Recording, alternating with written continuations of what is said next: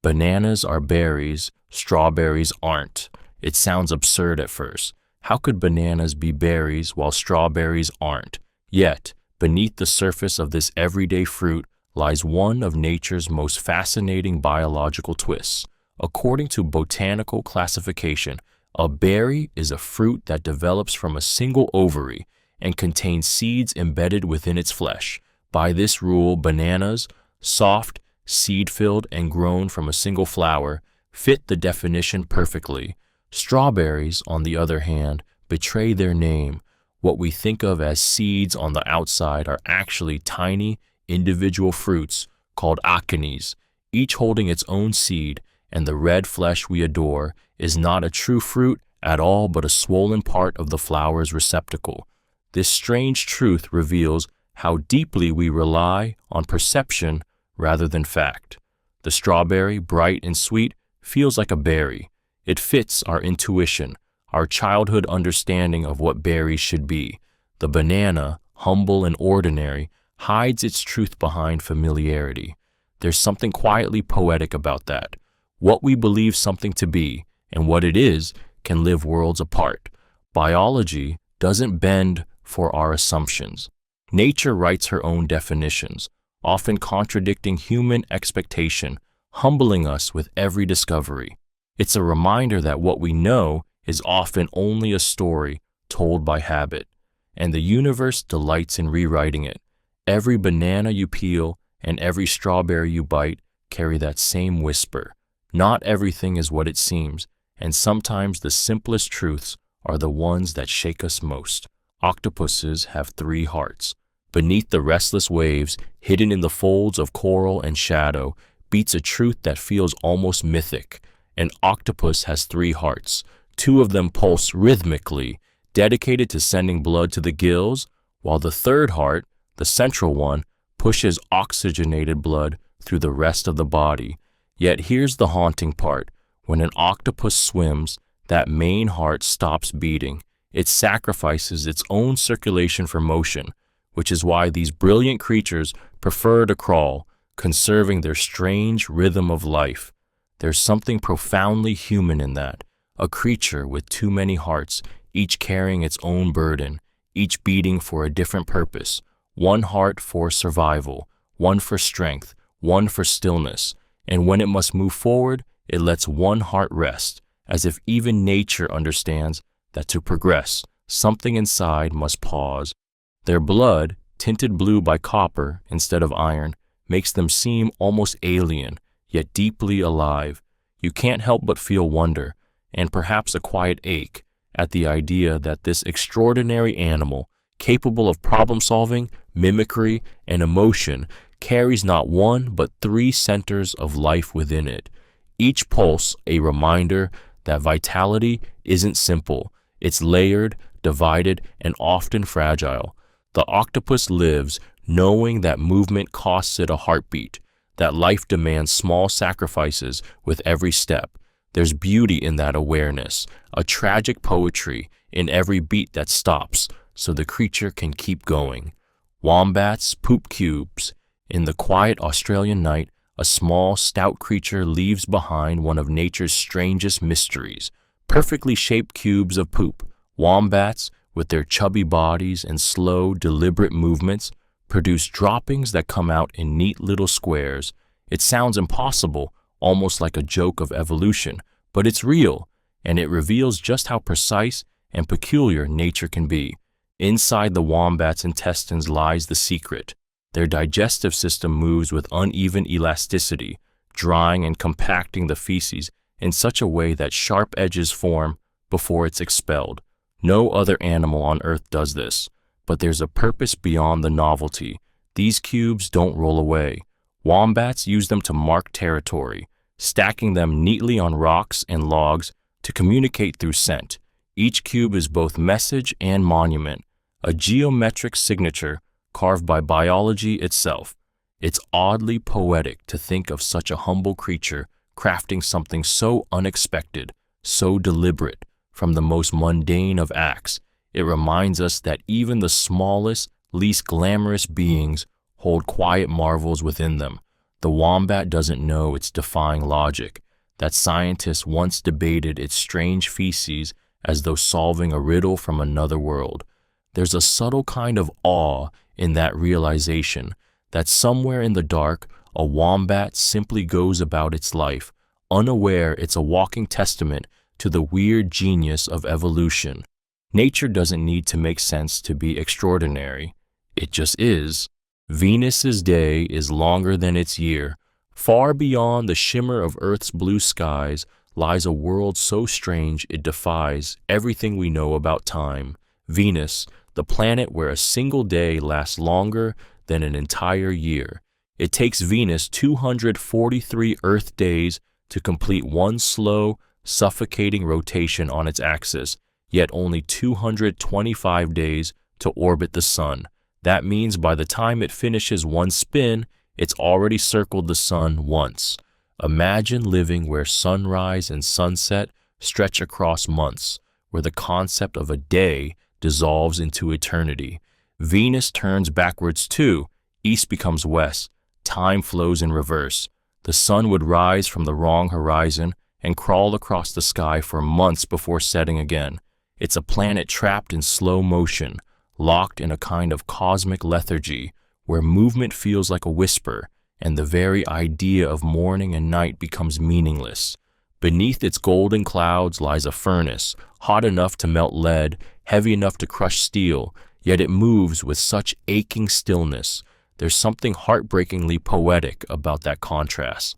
A planet burning with intensity, yet spinning with unbearable slowness, as if passion itself has been frozen in time.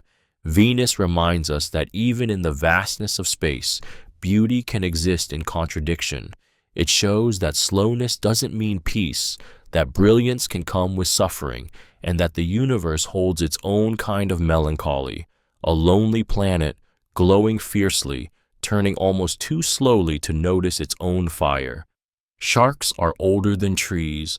Long before leaves whispered in the wind, before roots pierced the soil, sharks ruled the oceans.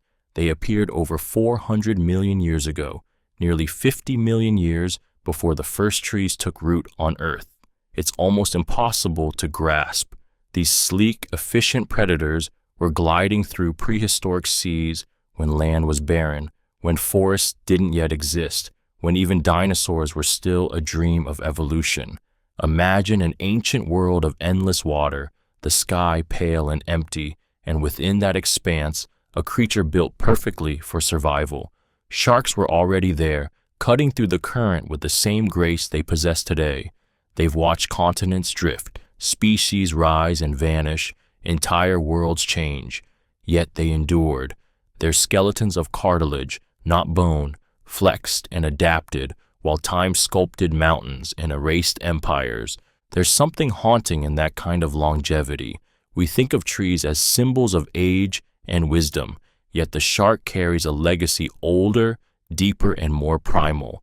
They are living fossils of evolution's finest design, never needing to reinvent themselves because nature got it right the first time.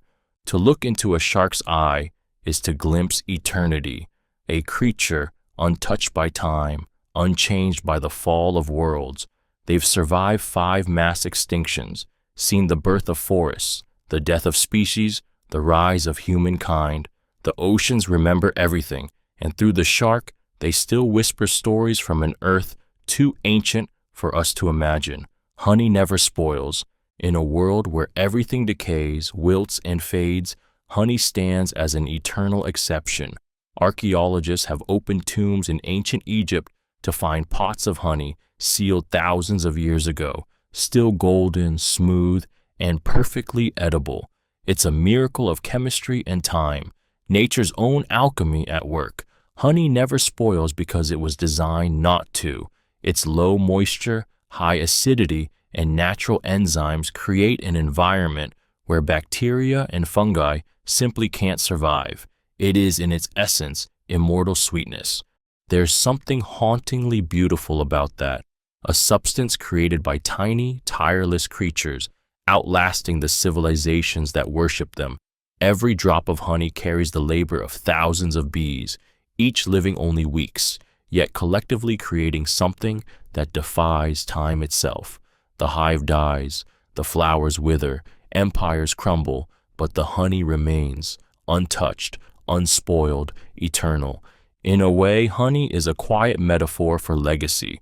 The bees never live to taste what they've built, yet their work endures, uncorrupted, pure. It's a reminder that some creations are not meant to vanish with their makers. That endurance born from fragility is what makes it sacred. To taste honey is to taste permanence, a flavor that has crossed centuries, unchanged, surviving when everything else fades. It's the closest thing to forever that nature has made, a golden testament to endurance, to effort, and to the idea that beauty can exist beyond decay. Some turtles breathe through their butts. It sounds like a cruel joke from nature, but it's true. Some turtles can breathe through their butts. Deep in icy waters where air is scarce, these ancient creatures survive the impossible by absorbing oxygen through specialized sacs near their rear ends, a process called cloacal respiration. It's not glamorous, but it's ingenious, a quiet adaptation born from millions of years of struggle against freezing ponds and the stillness of winter. When the cold sets in and their metabolism slows to a whisper, turtles bury themselves in mud, their hearts beating once every 10 minutes. No air, no movement, no sunlight, just survival. Through the thin membranes of their cloaca, they draw in what little oxygen the water offers. It's not breathing as we know it, but it's enough to keep life flickering through their veins until spring returns. There's a strange beauty in this resilience, in the silent persistence of a creature that refuses to die when everything around it freezes. It's a reminder that survival doesn't always look noble or graceful. Sometimes it's raw, strange, and undignified. Yet in that oddity lies a kind of sacred defiance. The turtle doesn't care how absurd it seems to us. It only knows endurance, that quiet, unyielding will to live. And maybe that's the lesson buried in the mud with it. Life doesn't always fight loudly. Sometimes it just breathes through the unlikeliest of places and waits for the world to thaw. A cloud can weigh 1,000,000 pounds. We look up at the sky and see clouds, soft, weightless, drifting shapes that seem to float effortlessly across the heavens. But the truth is almost impossible to believe. The average cloud can weigh more than 1,000,000 pounds. That's the weight of hundreds of elephants suspended in the air, a mountain of water hanging above our heads, and yet it drifts as though made of light itself. The reason lies in the delicate balance of physics. A cloud is made of countless droplets of water and ice, each so small and widely spaced that air currents easily support them. The moisture they hold could drench the earth below, but the atmosphere keeps them aloft, turning mass into illusion. We see softness, but inside that white fluff is density, humidity, and invisible tension, the sky holding its breath. There's something quietly staggering about that. The next time you stand under a calm blue sky, you're standing beneath tons of suspended weight, balanced perfectly by invisible forces. It's a reminder of how the world hides its strength in grace, how something so heavy can seem so light. Clouds carry both beauty and burden. They hold storms before they release them, promise before rain, and maybe that's what makes them so human, full of quiet weight, appearing gentle while carrying the power to transform the world below. 1,000,000 pounds of patience, drifting silently, waiting for the moment to finally let go. Sloths hold their breath longer than dolphins. In the still, humid jungles of Central and South America, where time seems to move slower than light, the sloth hangs quietly, motionless, serene, almost ghost-like. Yet within that fragile-looking body hides an astonishing truth. A sloth can hold its breath for up to 40 minutes underwater, outlasting even dolphins, the ocean's masters of grace and breath. It sounds impossible, this gentle creature, famed for its laziness, surpassing one of nature's most skilled swimmers. But evolution crafted the sloth for quiet miracles. By slowing its heart rate to just one-third of its normal pace, it enters a state of near stillness, conserving oxygen with unmatched efficiency. While dolphins must rise for air after a few minutes, the sloth drifts beneath the surface like a shadow, calm and unhurried, as if the world above no longer exists. There's something deeply poetic about that contrast. A creature mocked for its slowness, possessing a power born precisely from that stillness. In a world that glorifies speed, the sloth thrives by doing the opposite. It lives deliberately, peacefully, teaching us that survival doesn't always belong to the fastest or fiercest, but to those who understand the art of waiting. Beneath the surface, lungs full of borrowed time, the sloth becomes a symbol of quiet endurance, proof that strength can look like stillness, and that sometimes the calmest hearts hold the deepest breath of all. A shrimp's heart is in its head. Beneath the surface of the ocean, among coral gardens and drifting sand, lives a creature whose anatomy rewrites our sense of order. The shrimp, whose heart beats not in its chest, but in its head. Tucked beneath the exoskeleton, near the brain and sensory organs, its heart quietly pulses within what we would call the head. It seems almost impossible, a symbol of how nature often chooses function over familiarity, logic over human design. It's strange to imagine life like that, where thought and pulse coexist in the same space, where emotion and instinct blur. For us, the heart symbolizes feeling and the head, reason. We separate them as opposites, one wild, one wise. Yet for the shrimp, they are one and the same. Its existence dismantles our illusion that logic and emotion live in different places. Perhaps that's why this fact feels oddly poetic. A tiny creature, simple yet ancient, carries its rhythm beside its mind. It doesn't divide thinking from feeling. It lives as both at once. Maybe that's closer to truth than our own design. Maybe the heart and the mind were never meant to be enemies. Beneath the waves, unseen and uncelebrated, the shrimp lives with its heart in its head, a quiet reminder that life doesn't always follow the rules we've written, that the line between reason and emotion, between instinct and thought, was never meant to be clear. It beats on, steady and small, proof that even in simplicity, there's profound design. There are more fake flamingos than real ones. It sounds like satire, but it's a statistic that captures the surreal balance between nature and human creation. There are more plastic flamingos in the world than real ones. The genuine bird, elegant and improbable with its sugar-pink feathers and one-legged stance, has been outnumbered by its artificial twin, molded in factories and planted in suburban lawns across the globe. What began as a novelty lawn ornament in the 1950s became a symbol of kitsch, humor, and human irony, and somewhere along the way, it eclipsed its living inspiration. There's something deeply bittersweet about that. A species once celebrated for its beauty is now most commonly encountered in plastic form, its image mass-produced and hollow, standing in perfectly trimmed yards, thousands of miles from any tropical wetland. The real flamingo, meanwhile, wades through shrinking habitats, struggling against pollution and climate shifts, while its imitation thrives in permanence. It's a quiet reflection of humanity's strange power to recreate beauty faster than we can protect it. We replicate what we love until the replica outlives the original. The pink bird on a stick has become immortal, immune to extinction, untouched by time, while the true flamingo remains fragile, fleeting, and real. There's irony in that immortality, that something fake can outlast the genuine. But maybe that's the story of our age. We preserve what's easy to make and forget what's hard to keep alive. The flamingo, real or plastic, still stands, but only one of them breathes. Jellyfish can live forever.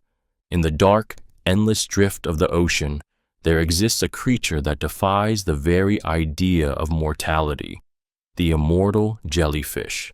Tiny and translucent, It has found a way to escape death's grasp. When faced with injury, old age, or danger, it performs one of nature's most haunting miracles. It reverses time. The jellyfish, known scientifically as Turritopsis dohrnii, can transform its adult cells back into their earliest form, beginning its life cycle anew again and again in an endless loop of rebirth. It doesn't die, it resets. When others fade into the deep, this fragile being folds in on itself, collapsing into youth as if refusing to surrender. Scientists call it biological immortality, but what it really feels like is defiance, a whisper from the sea that life, under the right conditions, can choose not to end. There's something deeply emotional about this truth. We chase immortality in stories, in medicine, in myth, yet it quietly exists in a creature no bigger than a fingernail, floating unnoticed in the deep. Its secret isn't power, but surrender. To survive, it must let go of what it has become and return to what it once was. Maybe that's the real beauty of it. Immortality not as conquest, but as renewal. The jellyfish reminds us that life doesn't always move forward.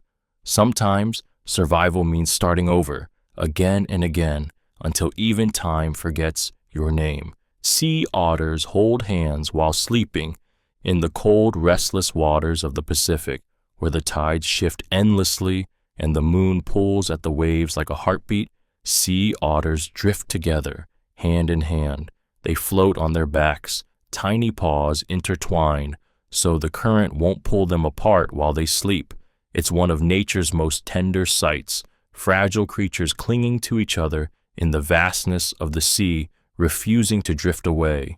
They call it a raft, a gathering of otters bound not by dominance or fear, but by touch. Sometimes mothers wrap their pups in kelp, anchoring them gently as they rest, a soft promise that no wave will steal them. It's instinct, yes, but it's also something achingly beautiful, a gesture that looks like love, feels like love, even if nature never gave it that name. Beneath the sweetness lies survival. The ocean is merciless, cold, and alive with motion. To stay together is to stay safe, yet watching them, paws linked, eyes closed, drifting as one, it's hard not to see ourselves in their quiet trust.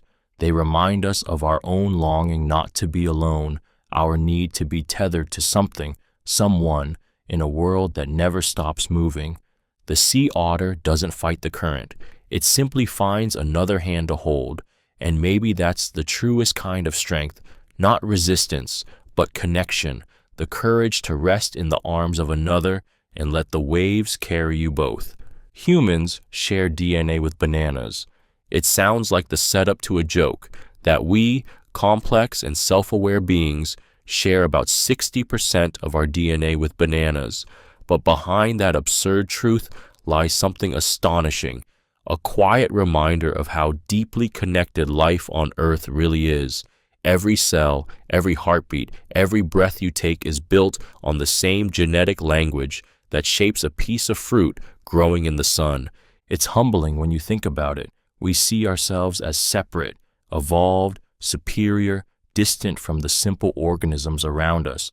Yet at the molecular level, we're all variations of the same code, the same 4 chemical letters that spell out. You also spell out a banana, a tree, a butterfly, a whale. The difference is not in the alphabet, but in the poetry of how it's written. That shared script is the heartbeat of evolution, a story billions of years long, written and rewritten by time itself. It means that somewhere deep inside your cells lives an echo of the first spark of life that ever existed. You are not apart from nature, you are nature, refined and rewritten over eons. There's something strangely emotional in that realization. You are a descendant of stardust, carrying traces of fruit, fungi, and forgotten ancestors. Every bite of a banana is a quiet communion with your own biology, a meeting between what you eat and what you are. It's proof that the universe builds everything from the same humble ingredients, and somehow, it made you. The Eiffel Tower grows taller in summer. In the blazing Parisian summer, when the air hums with heat and light shimmers off the Seine, the Eiffel Tower quietly stretches toward the sky. Without any machinery, without human touch, it grows up to 6 inches taller. The reason lies not in magic, but in metal. The iron that gives the tower its strength also grants it a secret life. As temperatures rise, the atoms within expand, pushing outward and upward until the structure itself swells like a living thing. It's a subtle transformation, invisible to the casual observer, yet profound in its symbolism.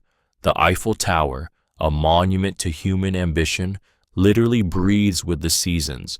It expands in the warmth of summer and contracts again in winter's chill, like a giant lung inhaling and exhaling with the rhythm of the earth.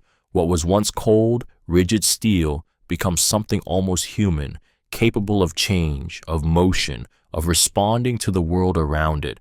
There's poetry in that. The same monument that stands as a symbol of permanence and endurance also surrenders to nature's pulse. It reminds us that even the strongest creations are not truly still, that strength doesn't mean resistance but flexibility, the ability to yield, to bend, to rise and fall with the weather of existence. Every summer, as the city glows beneath it, the Eiffel Tower grows, not just in size, but in meaning. It stands as a reminder that even the things we build to last forever must move with the warmth of time. You can't hum with your nose closed. It sounds like a simple dare. Close your mouth, pinch your nose, and try to hum. Instinctively, you expect a sound, but what escapes instead is silence. The reason is beautifully simple yet strangely profound. Humming depends on airflow through your nose. When you block that exit, you stop the resonance that makes the sound possible. In that moment, your body teaches you something science has known all along. Even the smallest acts of expression depend on open passage, on release, on freedom. Think about that for a second. Your body wants to sing, to create vibration, but the instant you shut it off from air, it loses its voice. It's almost poetic, a reminder that even silence has anatomy. We spend our lives learning to control our expressions, to hold things in, to appear composed, but like that hum, emotion trapped too tightly has nowhere to go. It suffocates. This tiny fact, hidden in a childlike experiment, mirrors a universal truth. Expression requires openness, the ability to breathe, to release, to let sound or feeling escape is what keeps life resonating. When we hold it all in, whether it's breath, words, or pain, everything stops vibrating. It's humbling, really, that a simple sound we make without thinking depends so delicately on air, that the difference between voice and silence can be a single held breath. The body knows what we often forget. To speak, to hum, to feel, you must first let go. Butterflies taste with their feet. When a butterfly lands on a flower, it isn't just resting, it's tasting. Beneath those fragile, dusted wings, on the tips of its delicate feet, lie tiny sensory organs that let it taste the world. Every step a butterfly takes is a sip of information, the sweetness of nectar, the texture of a leaf, the subtle chemistry of life itself. It walks across flavor, sensing the invisible languages written in pollen and plant sap. It's a truth that feels almost magical, something so weightless, so easily crushed by a breeze, carrying such extraordinary sensitivity. For a butterfly, taste is not confined to the mouth, but felt through every motion, every landing. A mother butterfly will touch leaves with her feet to decide where to lay her eggs, knowing instinctively which plants will nourish her young. It's motherhood written through sensation, love expressed through touch. There's something quietly moving about that. To live in a world where even standing still is an act of perception, where contact itself is understanding. While humans rush through life chasing flavor and meaning, the butterfly finds both in the simple press of its feet against the earth. In that fragile dance between wind and bloom, the butterfly teaches us something profound, that beauty isn't only in what we see, but in how deeply we feel the world around us. To live fully, perhaps, is to taste life in every step. Cows have best friends. Beneath their calm eyes and slow, deliberate movements, cows hide something tender and deeply human. They form best friendships. Studies have shown that cows experience lower heart rates and stress levels when they're with their chosen companion and become anxious when separated. It's a truth that shatters the quiet stereotype of them as simple, emotionless grazers in a field. Behind the stillness is a creature capable of loyalty, affection, and grief. When two cows bond, they do so through time and trust, grazing together, lying side by side, and grooming one another in a rhythm that mirrors comfort itself. They remember each other, recognize faces, and react visibly when a friend is taken away. To them, connection isn't a concept. It's survival, safety, and peace.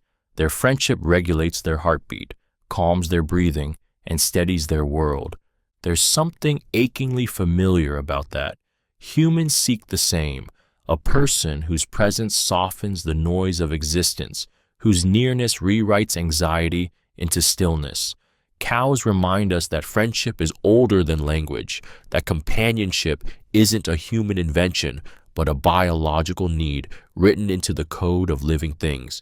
It's both beautiful and heartbreaking to think of creatures so gentle, capable of such quiet devotion, often living unnoticed and misunderstood. Yet in their fields and meadows, they love in their own quiet way, a heartbeat slowing beside another, two souls finding peace in the simple act of being near. The wood frog freezes solid and lives. Deep in the northern forests, when winter comes with its brutal silence, the wood frog performs one of nature's most miraculous vanishing acts. It freezes solid, stops breathing, its heart ceases to beat, and yet it lives. Its tiny body becomes a sculpture of ice, every cell locked in stillness, as if death itself has claimed it. But when the world thaws, so does the frog. Within hours, its heart stirs again, blood flows, lungs draw breath, and life returns as if nothing ever happened. The secret lies in its chemistry. A surge of glucose floods its cells just before freezing, acting like a natural antifreeze, protecting its organs from ice crystals that would destroy them. It's not sleep, not hibernation, but a delicate truce with death. The frog doesn't resist the cold. It surrenders to it completely, trusting that life will return when warmth does. There's something almost spiritual in that surrender, a quiet faith written into its DNA. While other creatures flee or hide from winter, the wood frog lets go, embracing stillness so absolute it defies comprehension. It dies without dying, pausing existence itself until the world softens again. When spring sunlight touches the forest floor, this frozen ghost awakens, a heartbeat reborn after months of silence. It's a living resurrection, a reminder that survival isn't always about fighting. Sometimes it's about knowing when to be still, when to freeze, and when to believe that life will return with the thaw. A snail can sleep for 3 years. In a world that never stops moving, the snail lives by an entirely different rhythm, one so slow it borders on timeless. When the air turns dry and the world becomes hostile, a snail simply withdraws into its shell, sealing itself off with a thin layer of mucus and falling into a deep, suspended stillness. Not for a night, not for a season, but for years. Some have been known to sleep for up to 3. It isn't laziness, it's survival, a soft rebellion against a harsh world. While everything else races to adapt, the snail chooses patience. Inside its tiny shell, time stretches, hunger fades, and the heart slows to a whisper. It waits, unhurried, for the return of rain, warmth, and life. There's something hauntingly beautiful about that, a creature so fragile, yet armed with the power of stillness. In its silence, it teaches a truth humans often forget. Movement isn't always progress. Rest isn't always weakness. Sometimes, the most profound act of endurance is to stop. Imagine the courage it takes to trust the world enough to sleep through years of darkness, to believe the rain will come again. The snail's sleep isn't just a pause. It's faith in the future, sealed within a shell. And when it finally wakes, the world has changed, yet it carries on, slow and steady, as if it never missed a beat. Koalas have human-like fingerprints, hidden among the eucalyptus trees, where the air smells of sap and silence. The koala climbs slowly, wrapping its soft paws around the bark, leaving behind fingerprints so eerily human that even forensic experts can mistake them for ours. Under a microscope, the ridges, loops, and whorls on a koala's fingertips are almost indistinguishable from those of a person. In the world of nature's designs, this resemblance feels less like coincidence and more like a secret echo, as if evolution, across millions of years, whispered the same pattern twice. Why would a creature so distant from us share such an intimate detail? For the koala, these fingerprints are not for identity, but for survival. They help it grasp smooth leaves, sense textures, and hold tight to the branches that cradle its world. But for us, the similarity feels haunting, a mirror of humanity in the furred hands of another being. It reminds us that we are not as separate from the wild as we like to believe. There's something deeply humbling in that thought, that a gentle, sleepy animal living high above the forest floor carries a mark we once thought belonged only to us. Two species worlds apart, shaped by the same invisible hands of adaptation. When a koala touches a branch, it leaves a print indistinguishable from ours, a quiet fingerprint of connection, a biological whisper that says, "You and I are not so different after all." Lobsters taste with their legs. In the dim, salt-heavy world of the ocean floor, where light fades and silence hums, lobsters live by sensations we can barely imagine. They don't taste food with their mouths like we do. They taste with their legs. Tiny sensory hairs cover their limbs, each one a microscopic receptor that detects chemicals in the water. Every step, every brush against sand or shell is an act of tasting the world around them. They walk through flavor, navigating existence one sensation at a time. It's a strange, almost haunting idea that something so armored and alien experiences life through touch and taste intertwined. To a lobster, the ocean isn't just seen or heard, it's felt and tasted, every molecule carrying a story. Their world is intimate, defined by the smallest of signals, where food, danger, and desire are sensed through the same delicate dance of nerve and salt water. There's poetry in that kind of perception. While we chase meaning through words and logic, the lobster simply feels truth through its body, raw, immediate, instinctive. It reminds us that experience doesn't always need understanding to be profound. To live is to sense, to connect, to be aware of the invisible threads between self and environment. The lobster, often seen as a meal or a curiosity, is a masterpiece of perception, tasting life itself with every step. It moves across the seafloor not in blindness, but in communion, reading the ocean one flavor at a time. The dot on an I is a tittle. It's such a small thing, so ordinary that we never even notice it. The tiny dot floating above an I or a J. Yet that simple speck has a name, a tittle. It sounds whimsical, almost silly, but that tiny mark carries centuries of history in its humble form. It began not as decoration, but as survival, a way to keep handwritten letters from blending together in the dense looping script of medieval texts. Without it, the world's words could blur into confusion. The tittle became a symbol of clarity, the smallest mark that changed meaning, that separated chaos from understanding. There's something profound in its quiet existence. The tittle reminds us that even the tiniest details shape everything, that entire ideas, identities, and meanings can hinge on a single dot. In writing, leaving out that mark can transform sense into nonsense. In life, it's the same. The overlooked, the minuscule, the invisible efforts often hold everything together. It's poetic how something so insignificant commands such importance. The tittle doesn't shout for attention. It exists in silence, doing its work without recognition. It's the whisper that completes a word, the breath that turns sound into sense. We live in a world obsessed with the grand, yet meaning is built on the microscopic.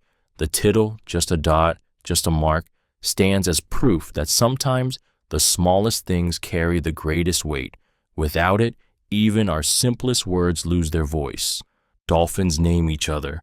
Beneath the surface of the ocean, where light fades into shifting blue, dolphins call out to one another, not with random clicks and whistles, but with names. Each dolphin develops a unique signature whistle, a sound that represents its identity, and others remember and use it to call them specifically.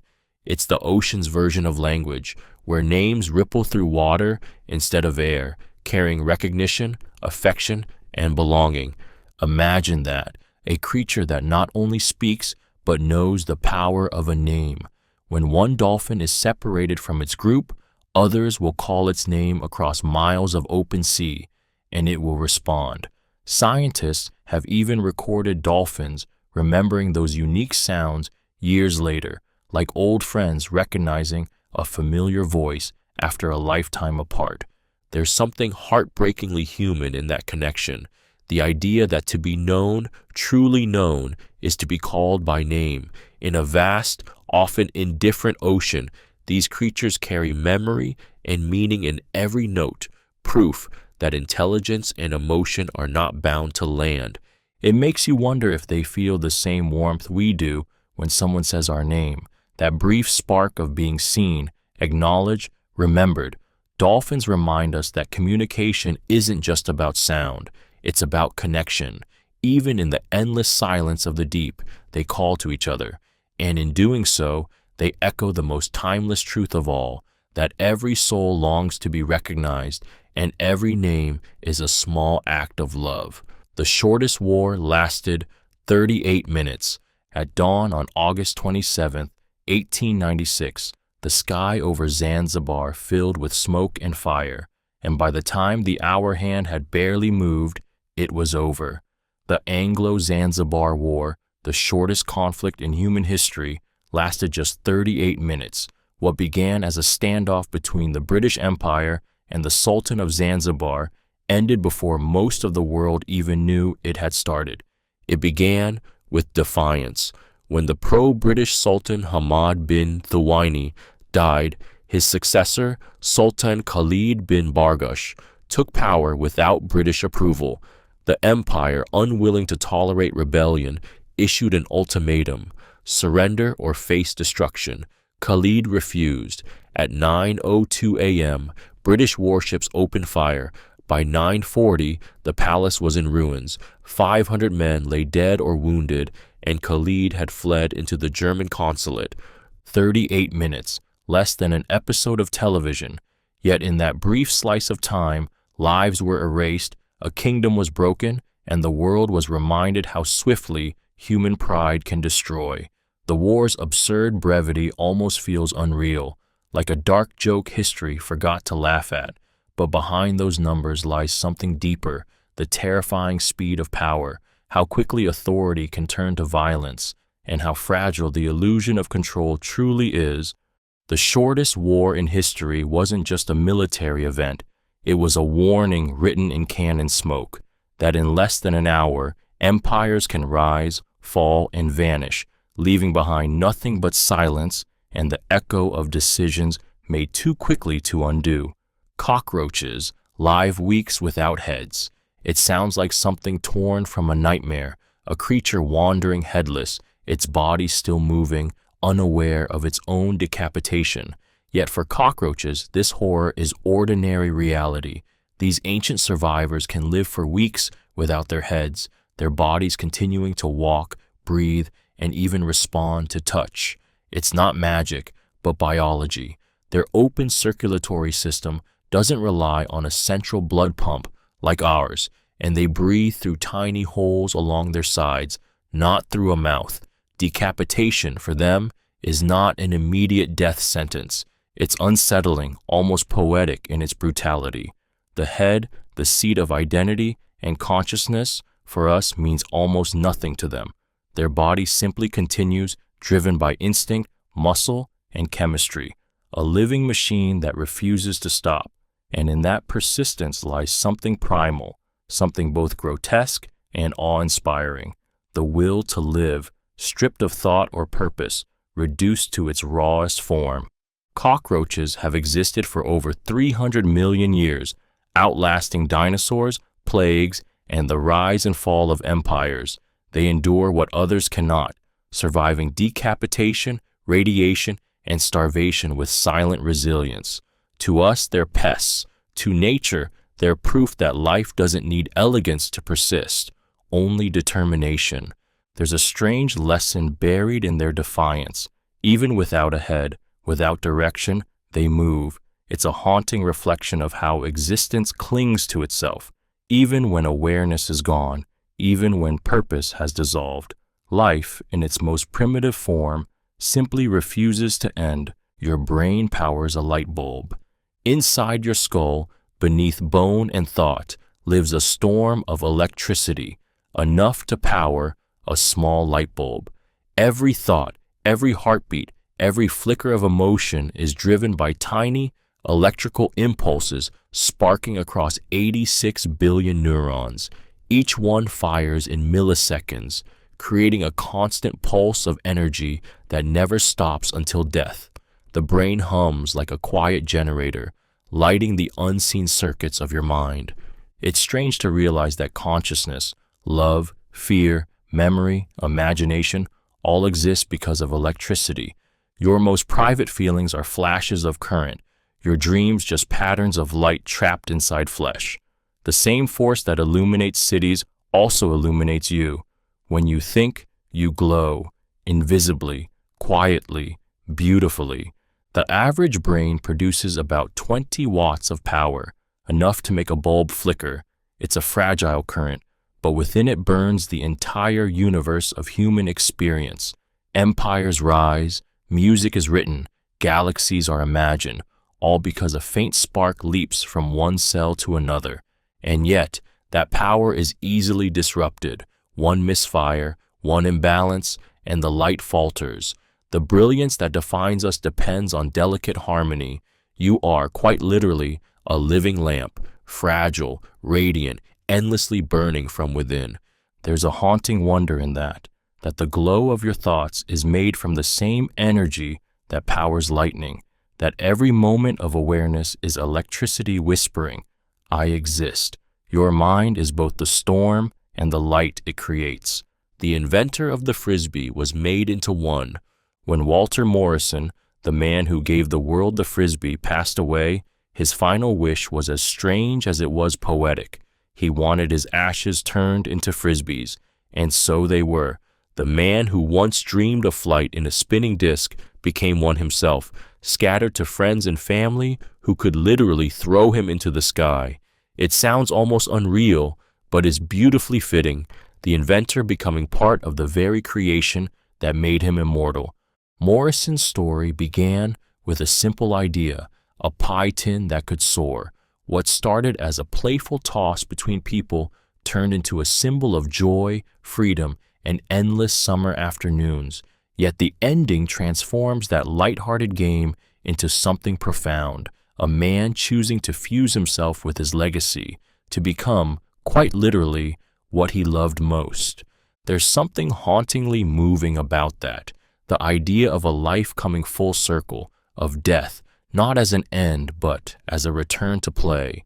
Each Frisbee that carried his ashes wasn't just plastic, it was memory in motion, laughter laced with eternity. In a world obsessed with leaving a mark, Morrison didn't carve his name into stone. He became part of the air itself, caught between hands, spinning through sunlight. He turned the idea of mortality into a game, and every toss became a small defiance of gravity, of endings, of forgetting. The man who invented flight found a way to never truly land. Water can boil and freeze simultaneously. There's a moment in physics that feels like sorcery, a fragile instant when water, under just the right conditions, boils and freezes at the same time. It's called the triple point, a rare state where temperature and pressure balance so perfectly that all three phases, solid, liquid, and vapor, exist together in harmony. Ice forms, steam rises, and liquid flows all at once. It's not a trick or illusion. It's a glimpse into the strange poetry of science, where opposites coexist and truth bends at the edge of understanding. Imagine watching a droplet of water trembling between extremes, half turning to vapor, half crystallizing into ice, never choosing one fate over the other. In that instant, the laws of the universe hold their breath. It's a delicate piece that exists only in precision, like a heartbeat suspended between life and stillness. There's something profoundly human in that moment, a reflection of how we too can live in contradictions, how we can burn with passion and freeze with fear, love deeply and feel empty all at once. The triple point isn't just science, it's metaphor, proof that balance doesn't always mean calm and that chaos can still create beauty. Water teaches us that transformation doesn't have to be linear. Sometimes it's simultaneous, everything happening, everything changing, all at once. It's a reminder that even under pressure, the universe finds ways to hold opposites together, to let things be both fragile and infinite in the same breath. Tigers have striped skin. Beneath the golden fur and black stripes that ripple with each step, a tiger carries a secret hidden beneath its beauty. Its skin is striped too. Shave away the fur, and the pattern remains, each line mirrored perfectly on the skin below.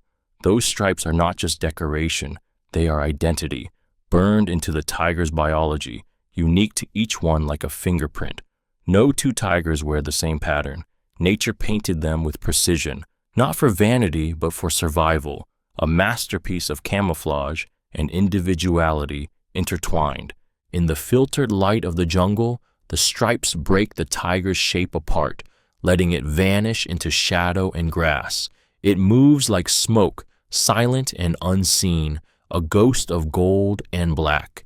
Yet the permanence of those stripes, carved into the skin itself, gives the creature a strange, haunting depth.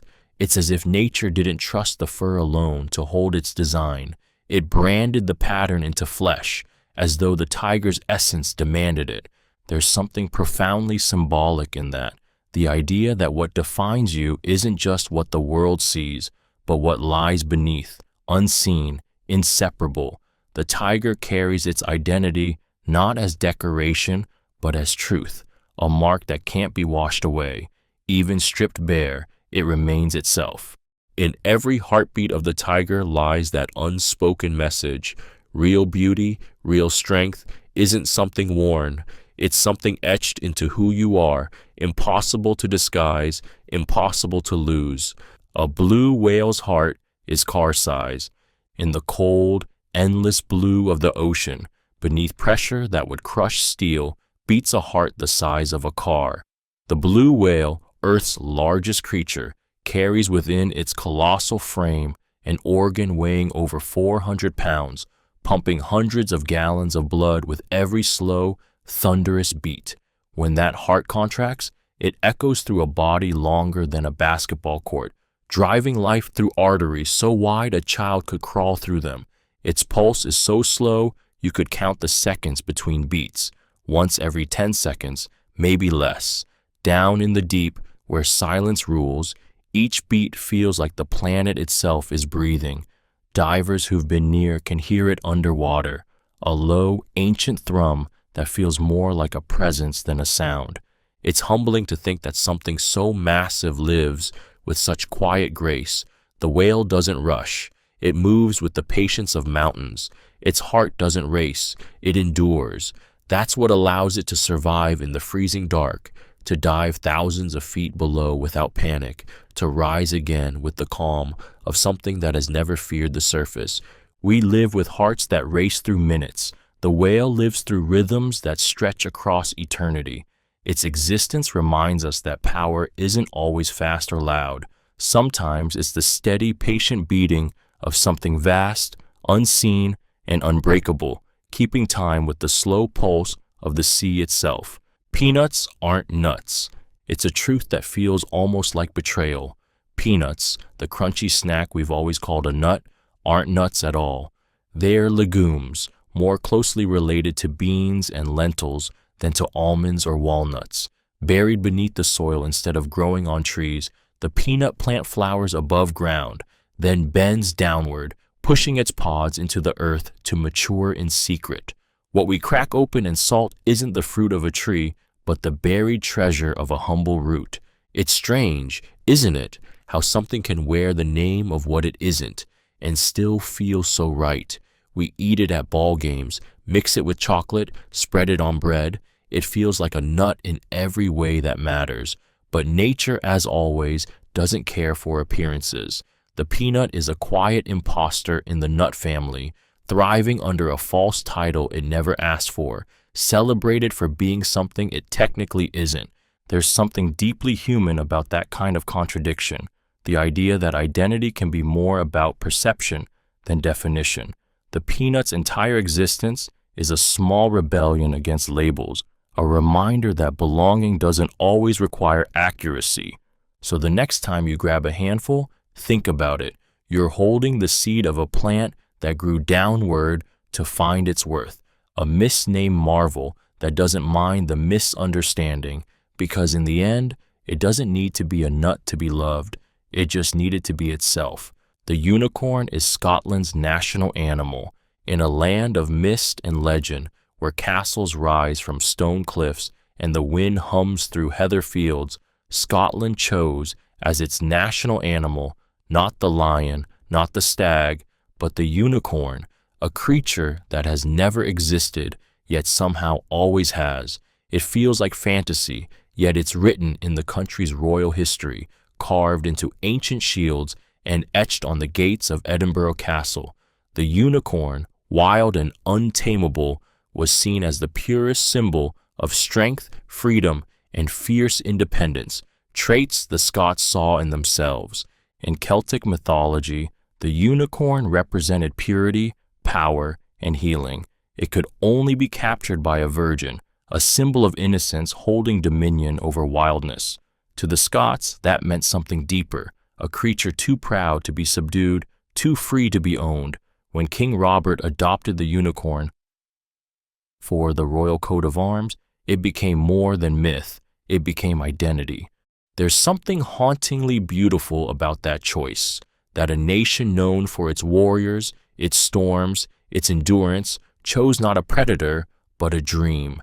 The unicorn stands for hope that refuses to die, for belief that defies logic, for courage that comes not from claws or teeth, but from purity of spirit. Scotland's unicorn is more than a fairy tale emblem. It's a quiet rebellion against reality itself, a reminder that some truths live not in what we can touch, but in what we dare to believe. Hot water freezes faster than cold. It feels like a riddle the universe plays on logic, that hot water can freeze faster than cold, yet it's real, a phenomenon known as the Mpemba effect, named after a Tanzanian student, Erasto Mpemba, who noticed that his hot ice cream mixture froze sooner than a cool one. Scientists have debated it for decades, unable to pin it to a single reason. Some say it's due to evaporation, others to convection currents, or the way heat alters the bonds between water molecules. But whatever the cause, it remains one of nature's most elegant contradictions, warmth giving birth to cold. There's something profoundly emotional in that paradox.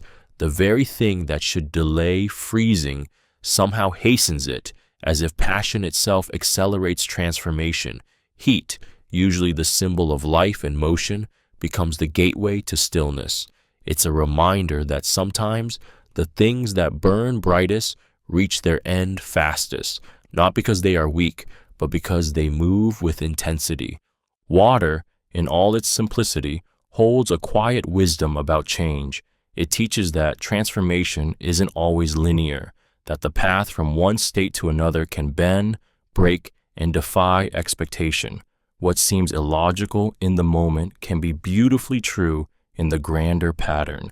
In every frozen drop of once boiling water is a lesson about surrender, that even the fiercest energy can become stillness, and sometimes what's most alive is what learns to let go first. Space smells like steak. It sounds impossible. How could a vacuum smell like anything at all? Yet astronauts returning from spacewalks describe a strange,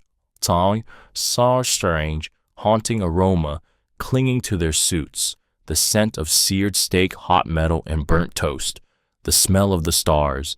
It lingers in the airlock, sharp and smoky, like the ghost of fire in a place where no flame can burn. This cosmic fragrance comes from high-energy vibrations, dying atoms and molecules that collide when astronauts re-enter their spacecraft. Out there, beyond air and sound, radiation dances with metal and carbon, creating compounds that mimic the scent of charred meat. It's not just science, it's poetry. The universe itself smells like something alive, something cooked by the heat of creation. Imagine it, the emptiness between galaxies, cold and endless, carrying the aroma of something strangely familiar, the smell of fire, of life, of earth. The same scent you'd find at a grill on a summer night is also written into the chemistry of stars. It's as if the universe left behind a trace of its own birth, a whisper from the Big Bang, still clinging to every atom that escapes its silence. There's something deeply human about that connection, the idea that space, for all its vast indifference, smells like home. In the void where breath cannot exist, there lingers the memory of warmth, of flame, of flesh. The scent of the cosmos is the scent of survival, the burnt perfume of existence itself. The Twitter bird is named Larry. Hidden behind one of the most recognizable icons in the digital world lies a surprisingly human touch. The Twitter bird has a name. He's called Larry, after basketball legend Larry Bird of the Boston Celtics.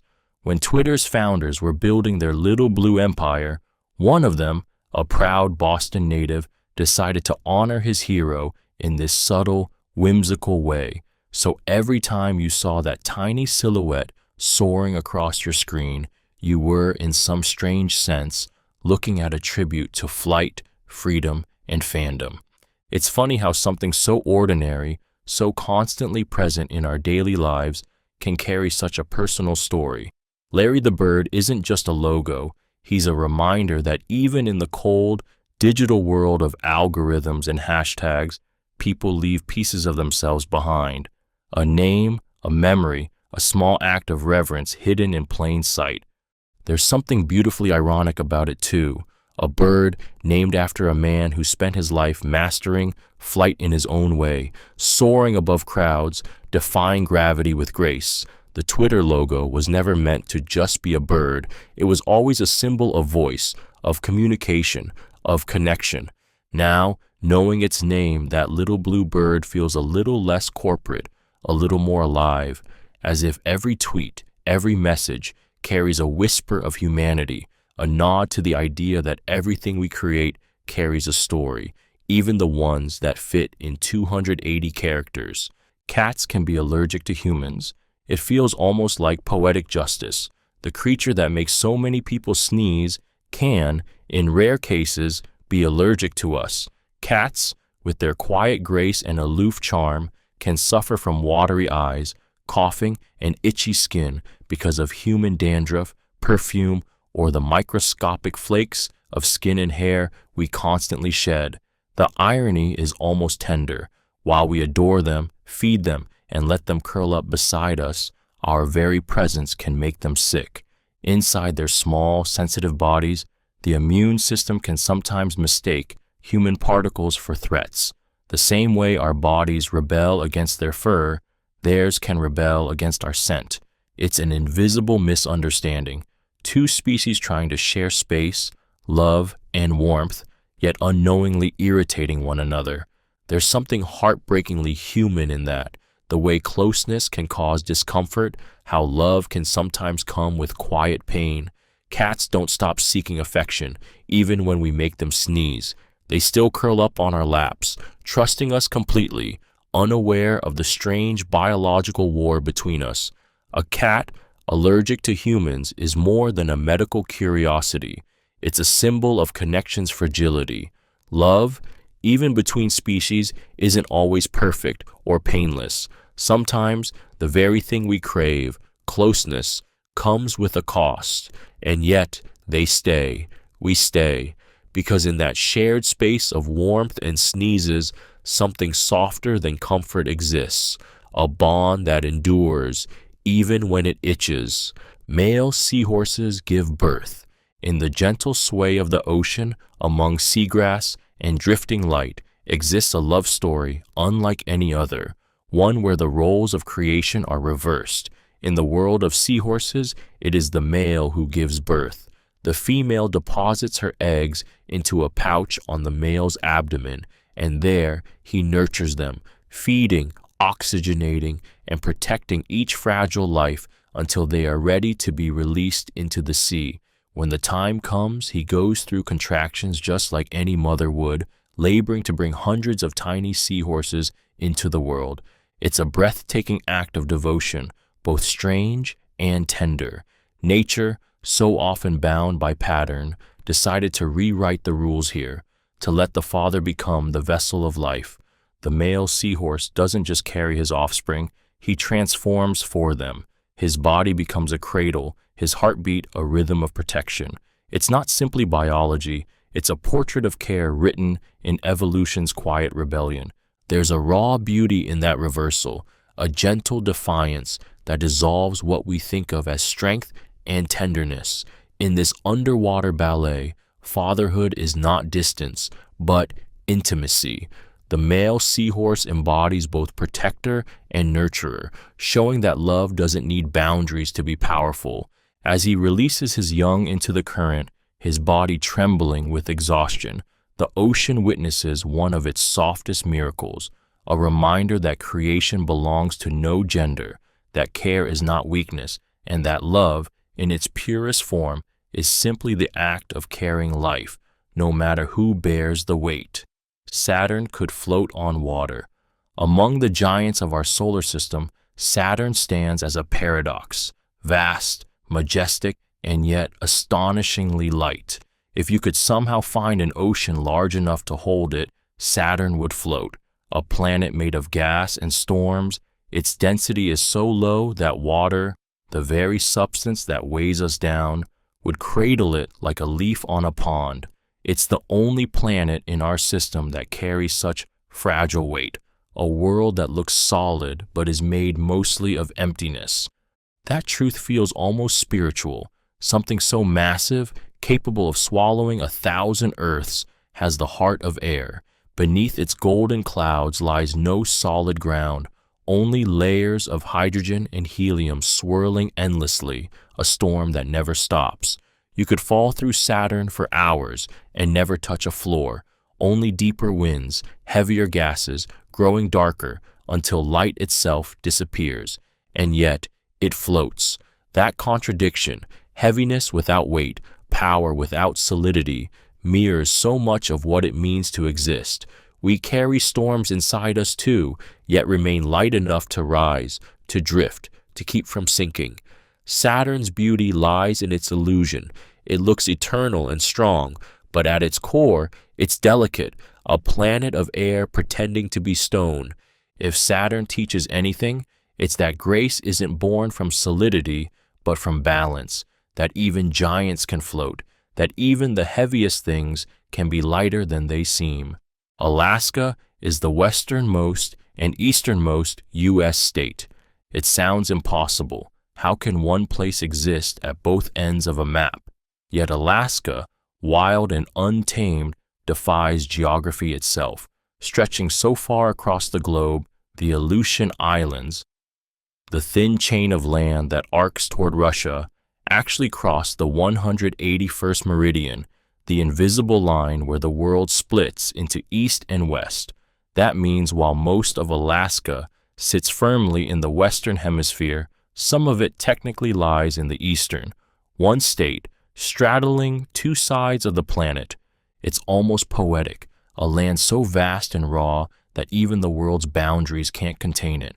Alaska doesn't just sit on the edge of maps, it is the edge, a place where time zones blur and day begins before it ends. Out there, the sun rises tomorrow before it sets today. There's something deeply fitting about that paradox.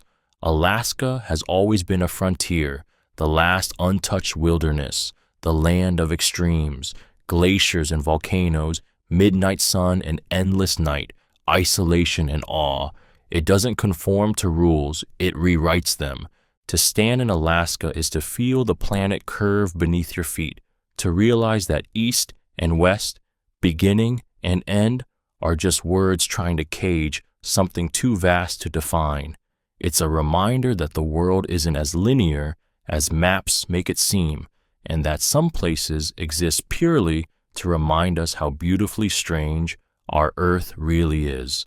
Polar bears have black skin. Beneath the blinding white fur that shimmers like snowlight, a polar bear hides a secret. Its skin is black, not pale, not pink, but dark as midnight. Every glossy strand of its fur is actually transparent, hollow like glass, scattering light to appear white while trapping heat from the sun. Beneath that illusion, its black skin absorbs every trace of warmth the Arctic offers, turning light into survival. There's something quietly powerful about that. The king of the frozen world cloaked in brightness, yet rooted in shadow. It lives in a place that tries to erase color, to bury life beneath ice, and still it finds a way to turn darkness into strength. Nature crafted it perfectly. Camouflage for the hunt, warmth for endurance, beauty born of necessity. But the poetry of it runs deeper. The polar bear's dark skin, unseen beneath its radiant coat, feels like a metaphor for all the things hidden beneath appearances, how what keeps us alive isn't always visible, how strength often hides in the unseen. We see purity, but underneath lies resilience. We see cold, but underneath burns hunger and heat. The polar bear walks the edge of extinction now, its frozen kingdom melting around it, its white fur reflecting a vanishing world. Yet beneath it all, that black skin still drinks the light, silent, defiant, ancient. Proof that survival is not always what it looks like, and that even in a world of ice, darkness can be the source of warmth. It rains diamonds on Jupiter. High above the storms of Jupiter, in a world of chaos and lightning, something extraordinary happens. It rains diamonds. In the violent depths of its atmosphere, colossal bolts of lightning crack open molecules of methane, splitting them apart until pure carbon is set free. As it falls through crushing pressure, that carbon turns first to soot, then graphite, and finally, under forces beyond imagination, into diamonds, gems, miles wide, tumbling through thunder and gas, glittering where no human eye will ever see. It's a breathtaking paradox, beauty born from violence, light emerging from storm. Jupiter's atmosphere, so thick and merciless, creates something exquisite in its fury. The diamonds fall for thousands of miles before melting back into vapor, never reaching the core. They exist only in descent, shining briefly in the darkness before dissolving into nothing. There's something achingly human in that image, the idea that even in the most hostile places, beauty still forms, even if it never lasts. The diamonds of Jupiter are not treasures to be mined, but moments to be imagined, reminders that creation often happens in chaos, that brilliance can exist even in destruction. To think that somewhere, beyond our skies, a storm is weaving jewels from fire and pressure, it humbles the soul. It makes you realize that the universe doesn't create beauty for us to see. It creates because it can, because even in the heart of a gas giant's rage, the cosmos still chooses to shine. Cheetahs meow, not roar. For all their speed, strength, and wild majesty, cheetahs speak softly, Unlike lions or tigers, they cannot roar. Instead, they meow, chirp, and purr like house cats. Their voice is gentle, almost fragile, a strange contrast to the raw power that propels them faster than any animal on land. It's as if evolution gifted them unmatched motion, but muted their thunder, reminding us that even the fiercest beings can carry quiet souls. The reason lies in their anatomy. To roar, big cats need a special ligament in their voice box that allows for deep, resonant vibration. Cheetahs lack it. Their throats are built for precision, not power, made to gulp air, not announce dominance. Theirs is a voice for communication, not conquest. They chirp to find their cubs, meow to call companions, and purr when calm, like a secret shared only between kin. There's something deeply human in that paradox. Creatures built for ferocity, yet incapable of fury's sound. They remind us that strength doesn't always need noise, that silence can be its own kind of roar. Watching a cheetah move is like watching lightning take shape, silent, elegant, unstoppable. Their meow isn't weakness, it's intimacy. In a world where power often shouts, the cheetah whispers, and maybe that's what makes them unforgettable, not just their speed, but their quiet defiance. A predator whose power is seen, not heard. Some ants explode themselves. In the hidden world beneath our feet, there exists a species of ant that turns its own body into a weapon. When cornered or threatened, these ants, known as Colobopsis explodens, make the ultimate sacrifice. They rupture themselves. Their abdomens burst open, releasing a sticky, toxic fluid that traps and kills their enemies, even as it ends their own life. It's a final act of loyalty, an explosion born of duty. There's something both horrifying and noble about it, a creature so small, yet capable of such devastating selflessness.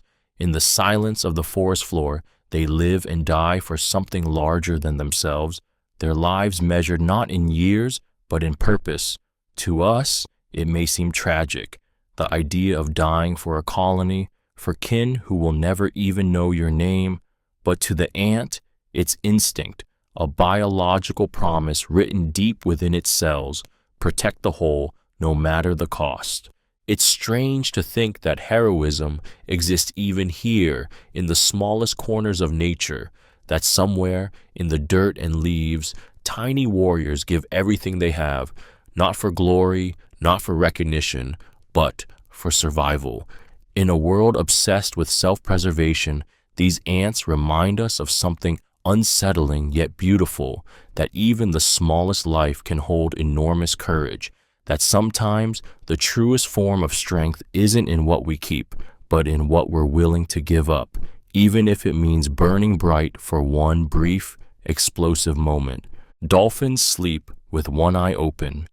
In the silent rhythm of the ocean, where darkness stretches endlessly and danger drifts unseen, dolphins rest, but never fully. They sleep with one eye open, keeping half their brain awake while the other drifts into slumber. It sounds impossible, almost supernatural, yet it's how they survive. Their world never sleeps, so they've learned to rest without surrender. This half-sleep, called unihemispheric slow-wave sleep, lets one side of their brain stay alert, to breathe, to watch for predators, to guide them gently through the tides. Even in their most vulnerable moments, they remain half awake, half dreaming, suspended between two states of being. It's rest and vigilance woven together, survival carved into instinct. There's something hauntingly beautiful about that balance, to live a life where peace is never complete, where safety requires wakefulness, and dreams must share space with awareness. It mirrors the human heart more than we admit. We too learn to sleep with one eye open, guarding ourselves from loss, disappointment, or danger, even in moments meant for calm. The dolphin teaches us that even in the vastness of trust, some part of us must stay awake, not out of fear, but wisdom. In a world that can change with a single ripple, rest must coexist with readiness. And so the dolphin floats on, one eye closed to dream, the other open to the deep, living proof that peace doesn't always mean letting go. Mosquitoes are Earth's deadliest animals. They are small enough to crush between two fingers, fragile enough to die in a breeze. Yet mosquitoes kill more humans every year than any other creature on Earth. Not lions, not sharks, not snakes, just a whisper of wings in the dark. Through the diseases they carry, malaria, dengue, Zika, yellow fever, they end millions of lives, quietly, relentlessly. It's not their bite that kills, but the invisible parasites they deliver with it, an ancient weapon wrapped in something so deceptively delicate. There's something chilling about that contrast, that the deadliest predator doesn't roar or hunt. It hums. It doesn't stalk its prey. It waits for stillness, for warmth, for breath. It's a reminder that danger doesn't always wear fangs or claws. Sometimes it wears silence. The mosquito is nature's cruelest irony, so light that it barely touches you, yet carrying death that can fell civilizations. Throughout history, these tiny creatures have shaped the world. Wars have been lost to malaria, empires weakened by fever. They've altered migration, medicine, and human evolution itself. Our immune systems, our genetics, even our geography bear their influence. We built cities, sprayed chemicals, and waged endless wars against them. And still, they survive. In their persistence is a dark kind of poetry. They don't rule through strength, but endurance, through patience, through adaptation. The mosquito reminds us that power isn't always loud or visible. Sometimes it's a whisper in the night, a reminder that what's small is never insignificant and what's fragile can still bring the world to its knees. Apples float. They're 25% air. Drop an apple into water and it rises gently to the surface, defying the weight of the world. It floats not by magic, but because a quarter of its body is air, tiny pockets hidden within its crisp flesh. Every bite you take bursts with both sweetness and emptiness, proof that even solid things can carry space within them. An apple is a paradox made edible, dense enough to nourish, yet light enough to drift. Inside that glossy skin lies a perfect balance, firmness and fragility, matter and nothingness. It's the reason why apples fall softly from trees and float like small, glowing planets in a bowl of water. Nature carved air into their flesh, not by accident, but by design, so that they could disperse seeds across rivers and streams, letting life travel where roots could not. There's something beautifully human in that too. We, like apples, are built with air inside, lungs that rise and fall, hearts that beat in the spaces between breaths. We're made to sink sometimes, yet designed to float when it matters most. The apple's secret is simple. It survives by carrying lightness within. It's a quiet lesson disguised as fruit. That strength isn't the absence of air, but the ability to hold it, to let space exist within you without collapsing. That's what keeps an apple afloat. That's what keeps us afloat too. You can't tickle yourself. It seems so simple. Take your hand, find a sensitive spot, and try to tickle yourself. But no matter how hard you try, it doesn't work. You can't make yourself laugh the way someone else can. Your brain refuses to play along. The reason lies deep within your cerebellum, the part of your mind that predicts movement. When you try to tickle yourself, your brain already knows what's coming. It cancels the surprise before it happens. The sensation is dulled, the magic lost. There's something profoundly human about that truth. We crave the unexpected, not just in touch, but in life. The joy of being tickled isn't the physical act. It's the surrender, the loss of control, the unpredictable laughter that bursts out before we can stop it. When we try to recreate that alone, we can't, because we're too aware, too in control, too safe inside our own skin. It's a quiet metaphor for something bigger. You can't surprise yourself with the familiar. You can't ignite wonder without risk. The same part of us that protects us from harm also shields us from certain joys. The inability to tickle yourself is science, yes, but it's also poetry. It reminds us that laughter, connection, and play are meant to be shared, that some forms of happiness only exist when we let someone else in, when we give up just enough control to feel the world touching us back. Tiger stripes are unique like fingerprints.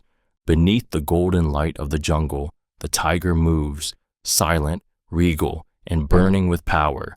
Its stripes ripple with every step, each one a dark ribbon painted by nature's hand. No two tigers share the same pattern. Each arrangement of lines and curves is one of a kind, an identity as personal and precise as a human fingerprint. Those stripes are more than beauty, they are survival. They break the tiger's massive form into fragments of shadow and light, letting it vanish into tall grass and dappled trees. But within that camouflage lies individuality, a story written on skin, one that marks every tiger as its own creation. If you were to shave a tiger, though heaven forbid, its stripes would remain, etched into the skin beneath the fur, proof that its pattern isn't decoration, but destiny.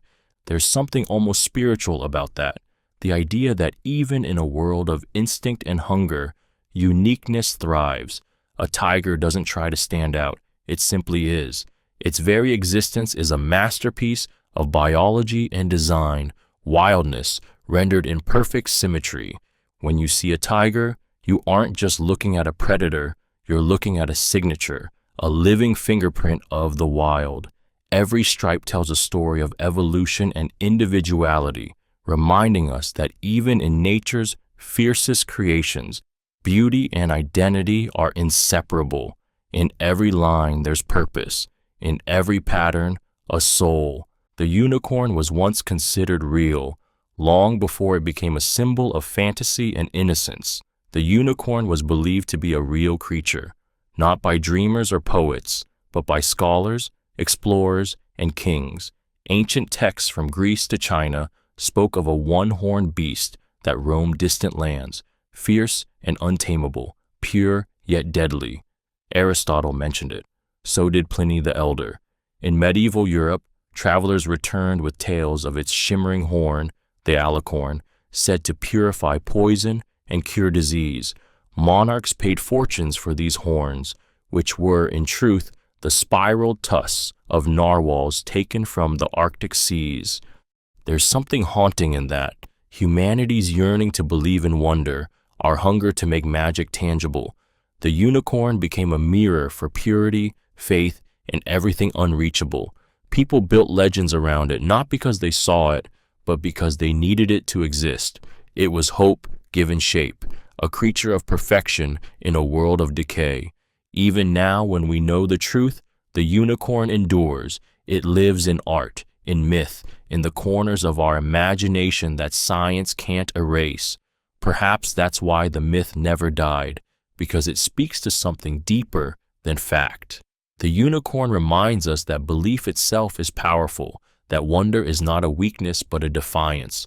To believe in the unicorn was to declare that the world could still hold beauty beyond explanation, and maybe, deep down, we still need that, the soft rebellion of believing in something impossible, simply because it feels too beautiful not to be true. A jiffy equals 1/100th of a second.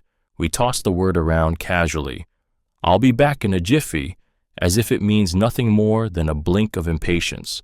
But in science, a jiffy is real, measurable, and astonishingly brief, exactly 1/100th of a second. One heartbeat, split 100 times. 100 jiffies pass before you even notice the first one. It's strange to think that something we use as a joke, a throwaway phrase for delay, actually defines one of the smallest recognizable moments of time. In that space, too small to feel, the universe shifts.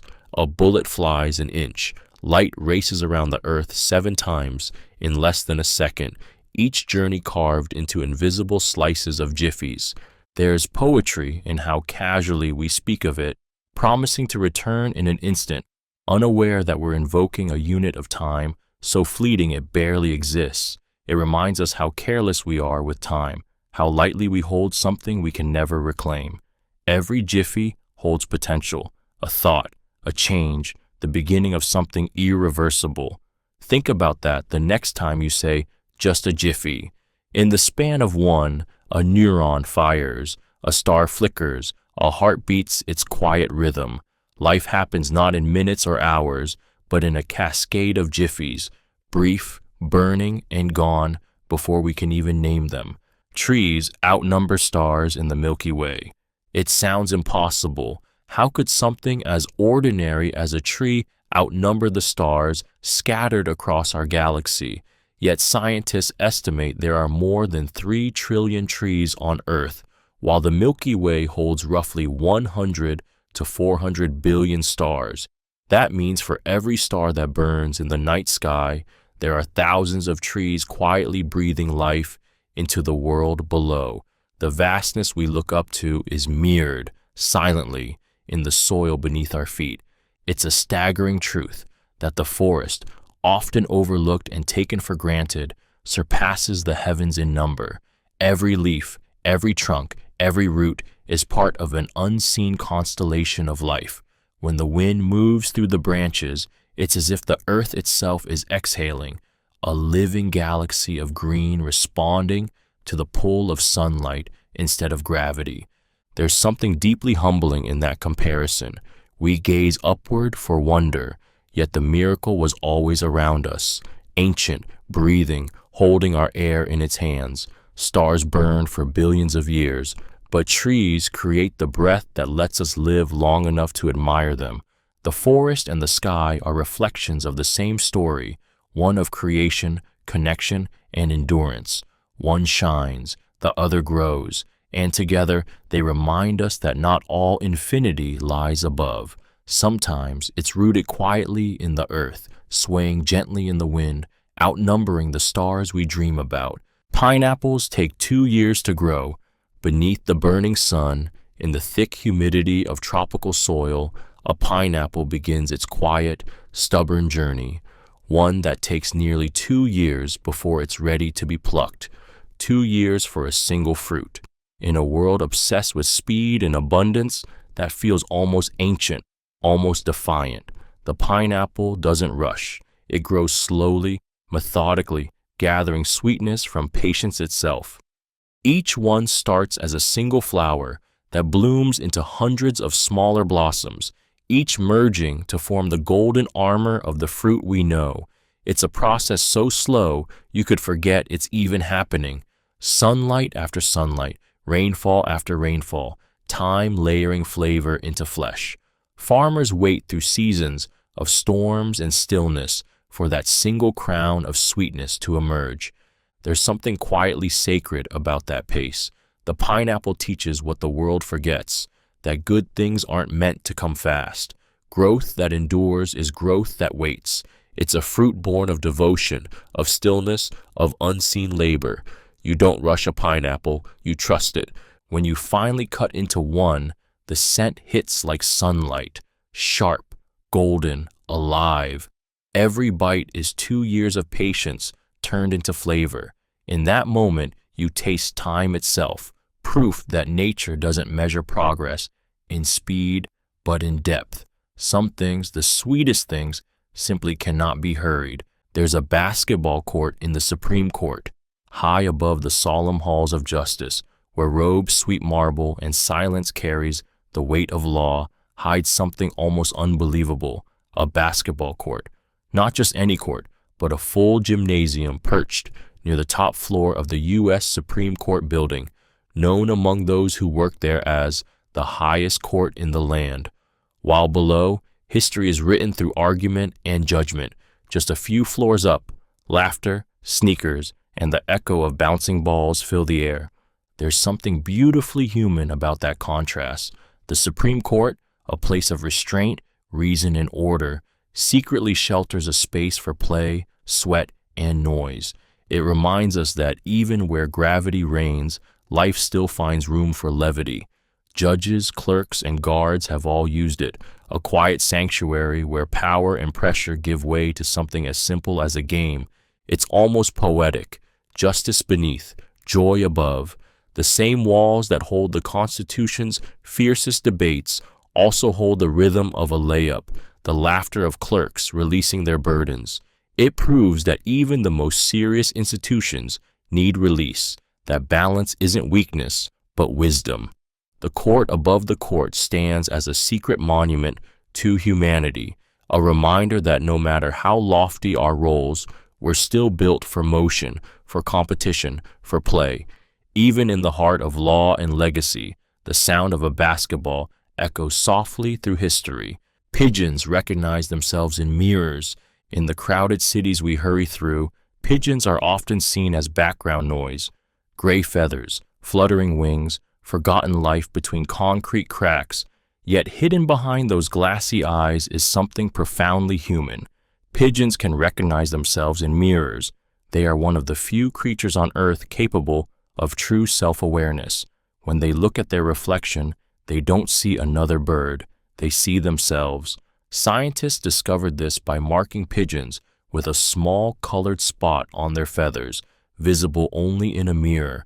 When the birds noticed the mark, they tried to remove it, not from the reflection, but from their own bodies. It's a quiet act, yet revolutionary. To recognize one's reflection is to grasp the idea of I.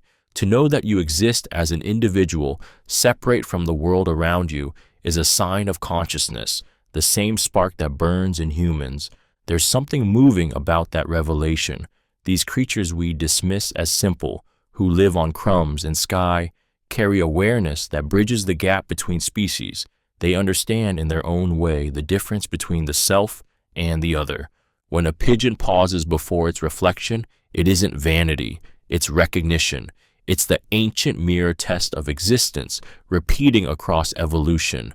Maybe it reminds us that awareness isn't a privilege of complexity. Sometimes it's found in the humblest wings, in the quiet flutter of a creature that knows, somehow, that it is. The first oranges were green. It feels almost wrong to imagine an orange that isn't orange.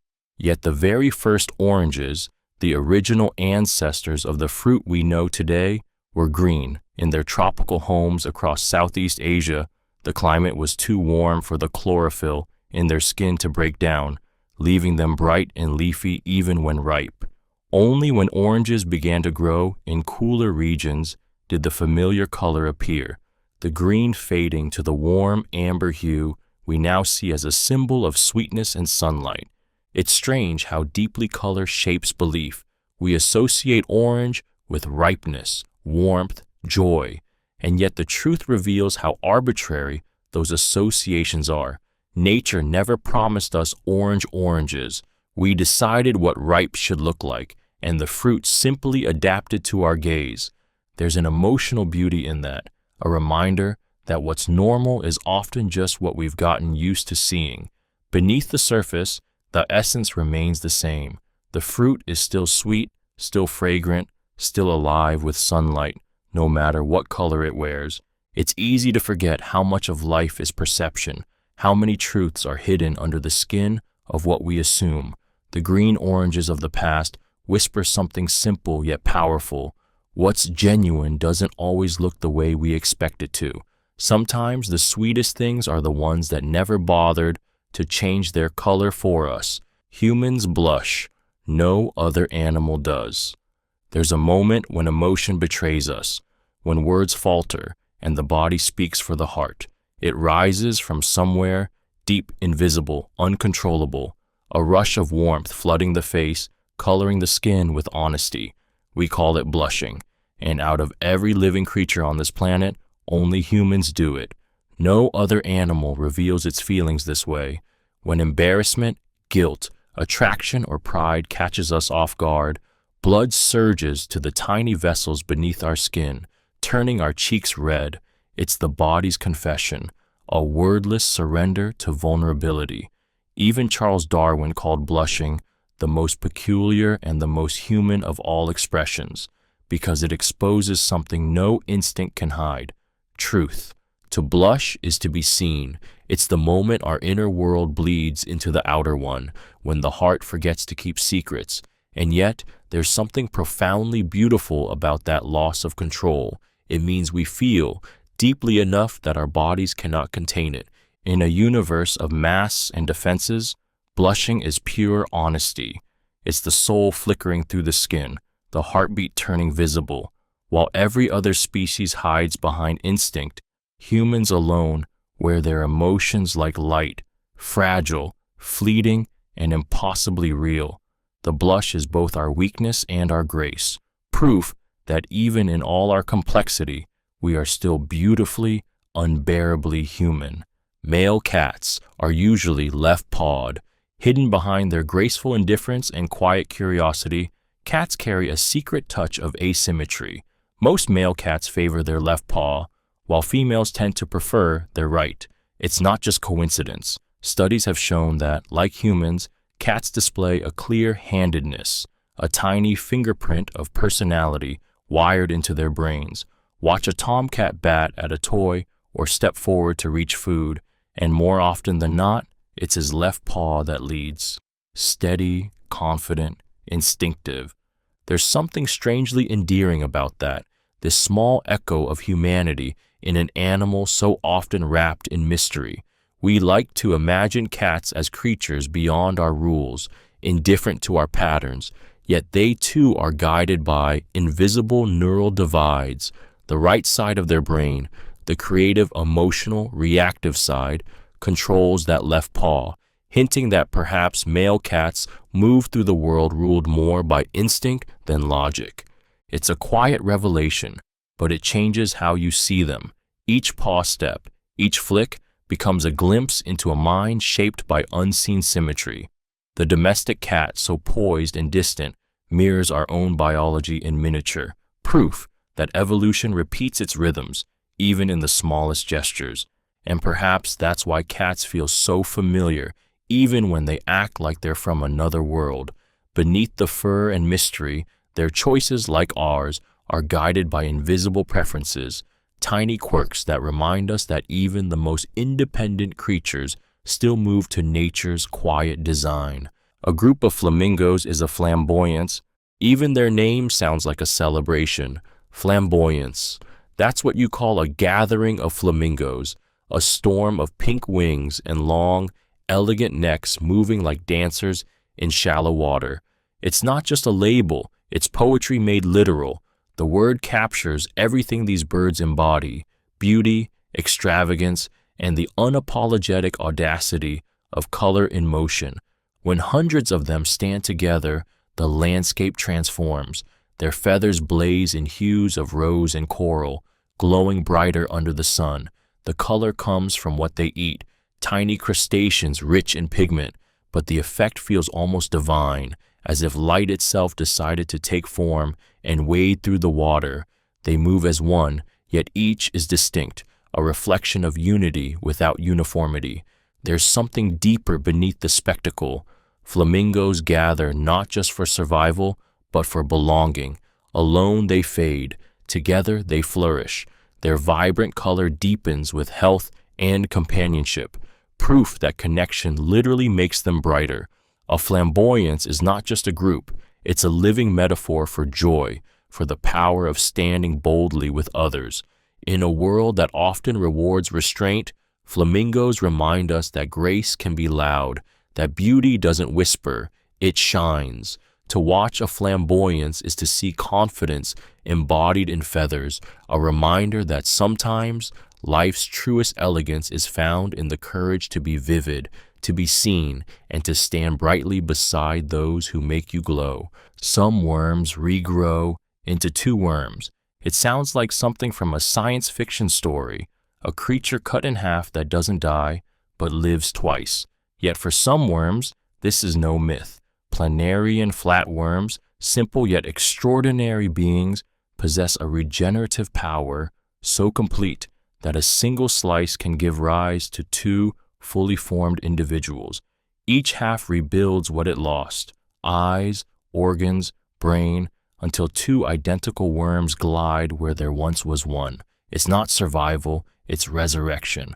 Their secret lies in a mysterious type of cell called a neoblast. Blank, undifferentiated, capable of becoming anything the body needs. These cells swarm to the site of injury and rewrite life from scratch. The process isn't repair, It's rebirth, biology rewriting existence with eerie precision. A creature refuses to accept ending, so it simply begins again. It's unsettling and awe-inspiring all at once. Life so determined it doesn't even recognize death. In those tiny, unassuming bodies lies the blueprint of immortality, the raw defiance of finality. When cut in two, they don't break, they multiply. There's something hauntingly poetic in that. The worm teaches what few creatures can, that destruction can be creation in disguise, that even being torn apart can lead to becoming more than before. Somewhere in the damp soil, a humble fragment of life proves that endings are sometimes just the universe's quiet way of saying, try again. There are more bacteria in your mouth than people on Earth. It's almost hard to believe that inside your mouth, in that small, warm space behind your smile, lives a population greater than all of humanity. More than 7 billion living organisms, microscopic and unseen, thrive in every crevice, every drop of saliva, every hidden corner of your tongue. They are not invaders but residents, shaping your health, your breath, even your sense of taste. It's a strange kind of intimacy to know that life is happening within you at every moment, unseen and unstoppable. These bacteria eat, reproduce, and die in cycles so fast they blur the line between existence and motion. Some protect you, forming invisible shields against infection. Others wait for weakness, a cut, a sugar rush, a missed brush, to turn from helpers into harm. Your mouth is a living city, its citizens countless, its balance delicate. There's something both unsettling and awe-inspiring about that truth. We think of ourselves as single beings, yet we are ecosystems, living worlds made of smaller lives, carrying universes inside our skin. Every word you speak, every breath you take, carries billions of lives with it, swirling and shifting, unseen but endlessly active. And perhaps that's the most humbling part, to realize that we are not alone, not even in our own bodies. We are built from cooperation, from symbiosis, from coexistence so intricate that we cannot separate us from them. We are, quite literally, the sum of the lives that live within us. Sharks don't get cancer. Deep in the cold, dark oceans, where light barely dares to reach, sharks glide through eternity, ancient, powerful, and almost untouched by disease. For decades, scientists believed that sharks were immune to one of nature's cruelest afflictions, cancer. The myth was born from a strange truth, that tumors in sharks are exceedingly rare, their bodies somehow resistant to the corruption that plagues nearly every other form of life. Sharks have swum the earth for over 400 million years, surviving 5 mass extinctions, adapting endlessly while other species vanished. Inside their tough, cartilage-based skeletons and uniquely resilient immune systems lies a secret still not fully understood. Something about them resists decay, resists mutation, as though nature designed them to endure forever. There's a quiet awe in that, the idea of a creature built for permanence in a world that devours itself. While everything else ages, weakens, and breaks, the shark keeps moving, tireless and unbending, its body a temple of evolution's perfection. It reminds us how fragile we are by comparison, how fleeting human life feels beside something so ancient and unyielding. But perhaps that's the lesson, not that sharks are invincible, but that resilience can be a kind of grace. Their existence whispers that survival is not luck, but design, that strength isn't loud or cruel, but quiet, deliberate, and eternal. The shark doesn't fear the deep or the passing of time. It just moves, endlessly forward, untouched as the world changes around it. Cows produce more milk when listening to music. In the quiet rhythm of a dairy barn, something extraordinary happens when the air fills with music, the hum of a slow melody, a soft classical tune, even a gentle ballad. It calms the herd, slows their breathing, and in that peace, their milk flows more freely. Science has shown it. Cows produce significantly more milk when they listen to relaxing music. It's not the song itself that matters, but the emotion it stirs, a sense of calm, of safety, of trust in the moment. It's beautiful, almost heartbreaking, that an animal so large, so often seen as ordinary, responds so deeply to something as human as music. The same tones that soothe a restless mind ease the tension in a living creature built for giving. When the melody slows their heart, their body follows. It's empathy written in biology, proof that comfort transcends species, that peace has a physical form. In a way, this truth says more about us than about them. It reminds us that gentleness has power, that kindness, even in sound, shapes the world. The cow, standing beneath soft notes and warm light, becomes part of a shared symphony between human and nature, where tenderness leads to abundance. Somewhere, in a barn washed in the sound of music, a creature exhales, releases, and gives, not out of force or fear, but because it feels safe, because in that simple harmony, life chooses to flow. The first alarm clock rang only at 4 a.m., before smartphones, before snooze buttons, before the constant hum of digital timekeeping. There was a single iron bell that could only ring at 1 hour, 4 a.m.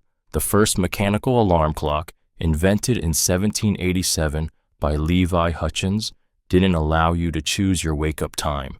It was built for one purpose, to rouse its maker before dawn so he could start his day with discipline. No customization, no convenience, just one man's determination cast in metal. There's something hauntingly beautiful about that simplicity. The clock didn't serve everyone, it served him. It wasn't about productivity or punctuality, it was about purpose. Every morning as the dark sky softened into gray, that bell pierced the silence, a call to rise while the world still slept. It was less a machine and more a promise, a reminder that progress often begins with discomfort. Today, we live surrounded by alarms, phones, watches, reminders, all screaming for attention. But the first alarm clock wasn't about noise, it was about intention. One time, one purpose, one man who decided that 4 a.m. was the hour to change his life. There's an intimacy in that idea, that waking early wasn't once a burden, but an act of devotion. The first alarm clock didn't just measure time, it marked willpower. A single bell in the dark, ringing not for the world, but for the soul willing to listen. Lobsters never stop growing. Beneath the cold weight of the sea, in the slow rhythm of the tides, lobsters live a life that defies time. While most creatures reach an age and begin to fade, lobsters simply don't. They keep growing. Year after year, shell after shell, they molt, expand, and begin again. There is no biological signal for them to stop. In theory, a lobster could live forever, growing larger and stronger with each passing decade, until the ocean itself feels too small to contain it. Inside them, a powerful enzyme called telomerase repairs their cells endlessly, preventing the decay that defines aging in most species. Their bodies rebuild what ours allow to crumble. It's as if they've discovered nature's loophole, immortality hidden in the deep. Some lobsters are believed to live over a century, their shells scarred with time, their claws thick as a man's arm. But immortality has its price. Each molt is a battle. They must shed their armor to grow, exposing themselves to danger, fragile and soft until the new shell hardens. The larger they become, the harder this process gets, and eventually it kills them. They don't die of old age, they die of exhaustion, of the very growth that keeps them alive. There's something tragic and breathtaking in that. A creature blessed with endless youth, undone by the effort to maintain it. Lobsters remind us that even eternal life can be too heavy to bear, that growth without rest can be its own kind of death. Earth's oxygen mostly comes from the ocean. We often look to forests as the lungs of our planet, endless trees exhaling the breath we need to live. But the truth is far stranger, more humbling. Most of Earth's oxygen doesn't come from forests at all. It comes from the ocean. Tiny, invisible organisms called phytoplankton, drifting near the surface of the sea, create over half of the oxygen in our atmosphere. Each microscopic cell, smaller than a grain of sand, works tirelessly, turning sunlight and carbon dioxide into the air we breathe. It's almost impossible to fathom that your next breath was likely born not from a tree, but from a speck of life floating in salt water, unseen and nameless. These creatures form vast, shimmering blooms across the surface of the ocean, painting the water with life itself. Without them, the sky would grow silent, the earth breathless. There's something haunting and beautiful in that thought, that our existence depends on a world we rarely notice. The ocean doesn't just cradle life, it creates it, every second, with quiet devotion. While storms rage and waves crash above, trillions of tiny beings below are busy sustaining every heartbeat on land. It's a reminder that power doesn't always roar. Sometimes it whispers from the deep, invisible, constant, eternal. The next time you inhale, remember, that breath may have begun in a drop of ocean light, born from something too small to see, yet vast enough to keep an entire planet alive. The moon smells like gunpowder. When the first astronauts returned from their lunar walks, they carried something unexpected back inside their ships, a smell. It clung to their suits and gloves, drifting through the cabin like a ghost of another world. The scent was sharp, metallic, and burnt, like spent gunpowder after a shot. The moon, silent and airless, somehow carried the perfume of fire.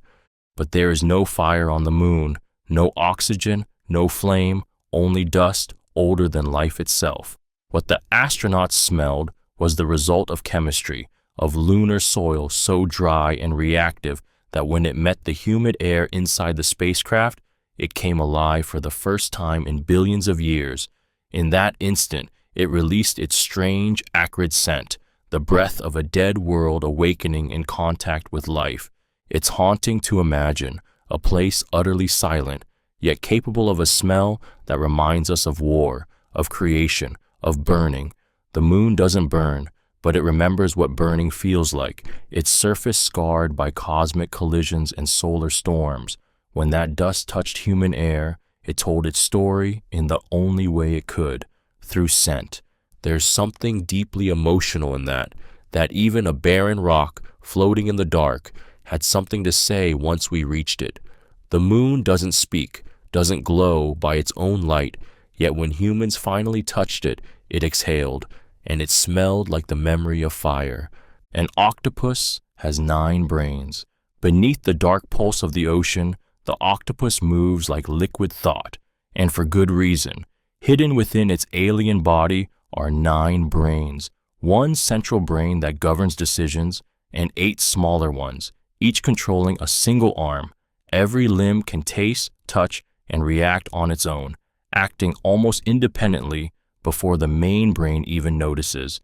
It's as if the creature doesn't just think, it multi-thinks, a living network of intelligence that flows through its entire body. Each arm is a mind, each movement a conversation between consciousnesses. When an octopus explores a crevice, its arms are already analyzing textures and shapes, making choices without asking permission. Its body isn't obeying commands, it's collaborating with itself. Imagine a being so complex that it doesn't just think, it delegates thought. There's something profoundly eerie and beautiful about that. The octopus is proof that intelligence doesn't need to look human to be extraordinary. It blurs the boundary between self and system, showing that awareness can be shared, scattered, even fluid. In its silence, it demonstrates a truth we barely understand, that thought can exist without words, that control can be trust, that unity can come from chaos. When you watch one drift across the seafloor, arms curling and unfurling in silent coordination, you're seeing 9 minds move as one. It's not a monster or a mystery. It's living proof that consciousness is far more intricate, far more alive than we ever imagined. Butterflies remember being caterpillars. It sounds impossible that a creature could dissolve itself completely, melt into liquid inside a cocoon, and still remember who it was before. Yet butterflies do. When a caterpillar transforms, its body breaks down into a soupy mass of cells, its old self dissolving so a new one can form. But deep within that chaos, some specialized nerve cells, memory cells, survive, and when the butterfly emerges, it remembers. It recalls scents, patterns, even experiences from its former life. Think about that for a moment. A being that dies and is reborn, but keeps its memories intact. Its resurrection with continuity, identity surviving metamorphosis. Scientists have tested it, training caterpillars to associate certain smells with mild shocks. When they emerged as butterflies, they still avoided those scents. Something inside them carried over, whispering from the past life they left behind. There's something profoundly human in that story. The idea that change doesn't always mean erasure, that we can be broken down, reshaped, reborn, and still remember the people we were before. The caterpillar doesn't vanish inside the chrysalis. It evolves. It becomes something greater, yet still carries the echoes of its beginnings. The butterfly is more than a symbol of transformation. It's proof that memory endures even through destruction, that even in the deepest metamorphosis, some part of us always survives, quietly whispering, "I remember who I was."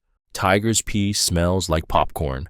In the wild, where danger prowls in silence and scent tells stories words never could, there's an unexpected sweetness woven into the ferocity. Tiger urine smells like buttered popcorn. It's one of nature's strangest contradictions. The mark of one of Earth's most fearsome predators carries the comforting scent of a movie theater. The aroma comes from a compound called 2-acetyl-1-pyrroline, the same chemical that gives popcorn, jasmine rice, and freshly baked bread their warm, nutty fragrance. It's almost surreal that something born of power and dominance carries the same scent that reminds us of warmth and safety. In the jungle, that smell isn't inviting, it's a warning, a message carved in scent that says, "This territory is taken." But to us, it feels familiar, nostalgic, a sensory trick that bridges predator and prey through the chemistry of comfort. There's poetry in that irony. The tiger, cloaked in stealth and muscle, unknowingly smells like joy to the very species that fears it. It's a quiet testament to nature's indifference, how beauty and danger can share the same note, how what terrifies one life can soothe another. Next time you breathe in that buttery air at a cinema, remember, somewhere far away, beneath trees and moonlight, a tiger marks its world with the same scent. The wild and the ordinary overlap for just a heartbeat, a reminder that the world's strangest connections are often the most beautiful. A crocodile can't stick out its tongue. Beneath that monstrous grin and rows of ancient teeth lies a secret most people never notice.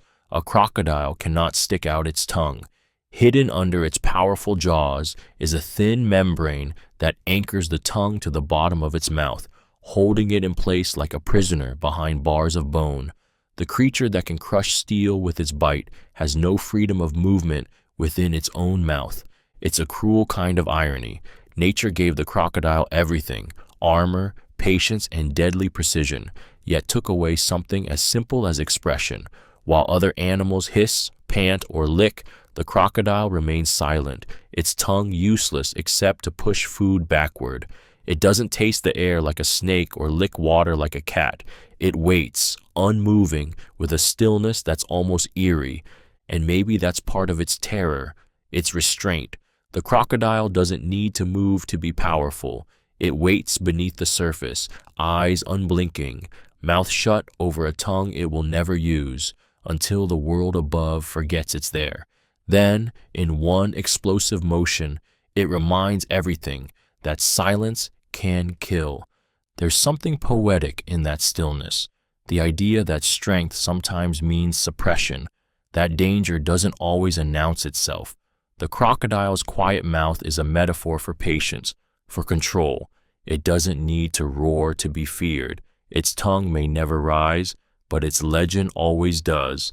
A jigsaw was first a geography lesson. Before puzzles were games, before they were scattered pieces on a rainy afternoon, they were lessons carved from wood and curiosity.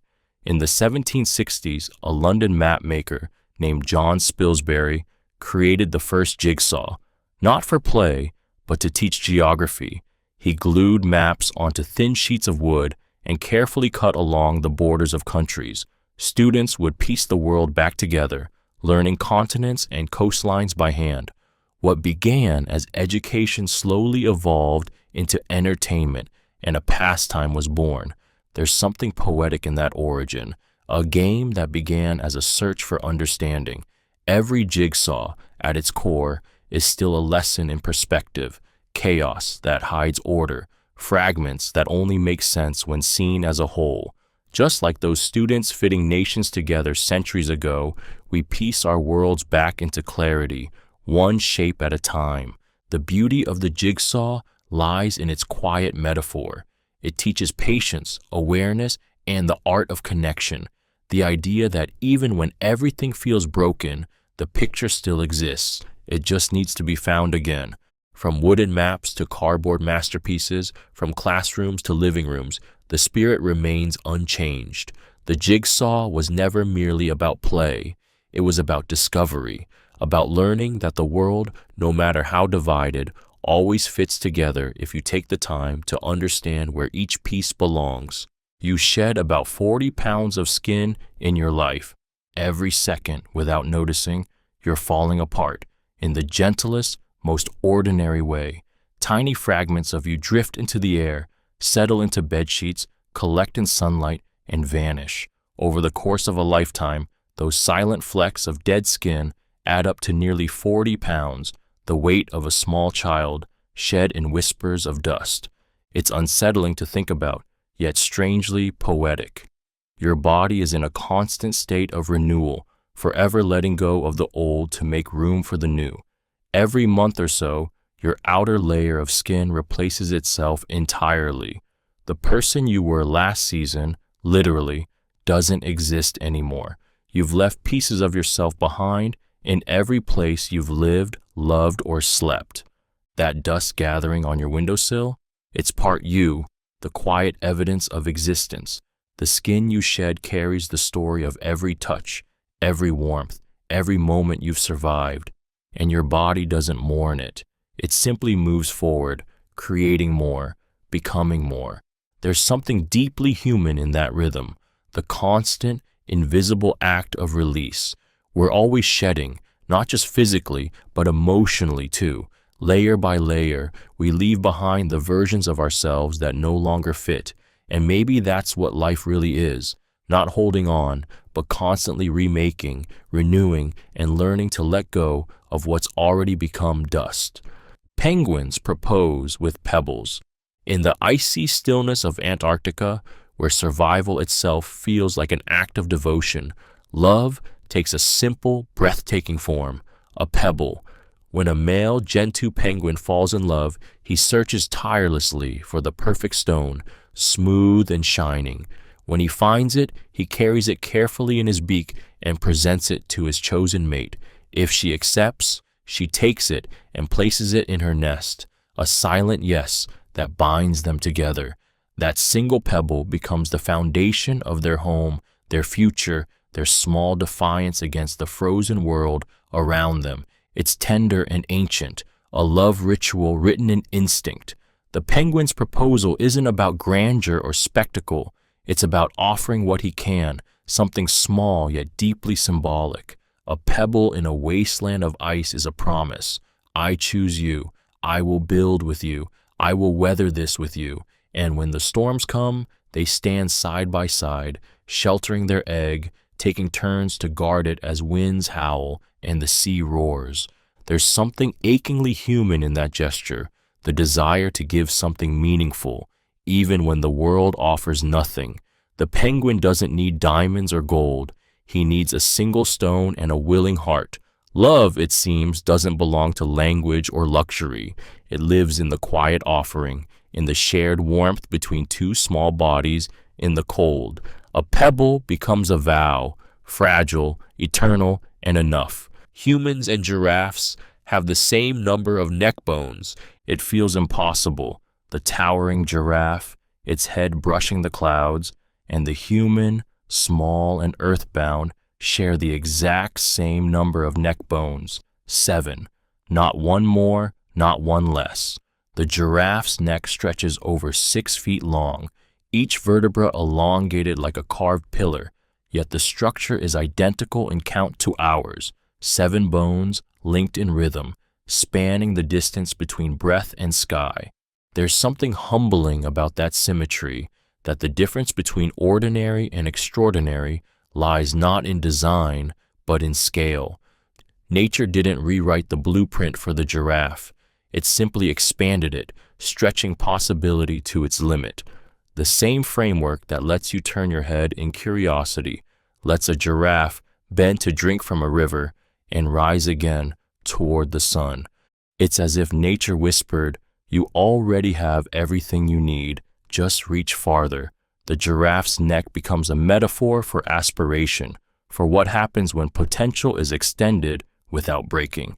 We are built from the same bones, but our dreams decide how far we rise.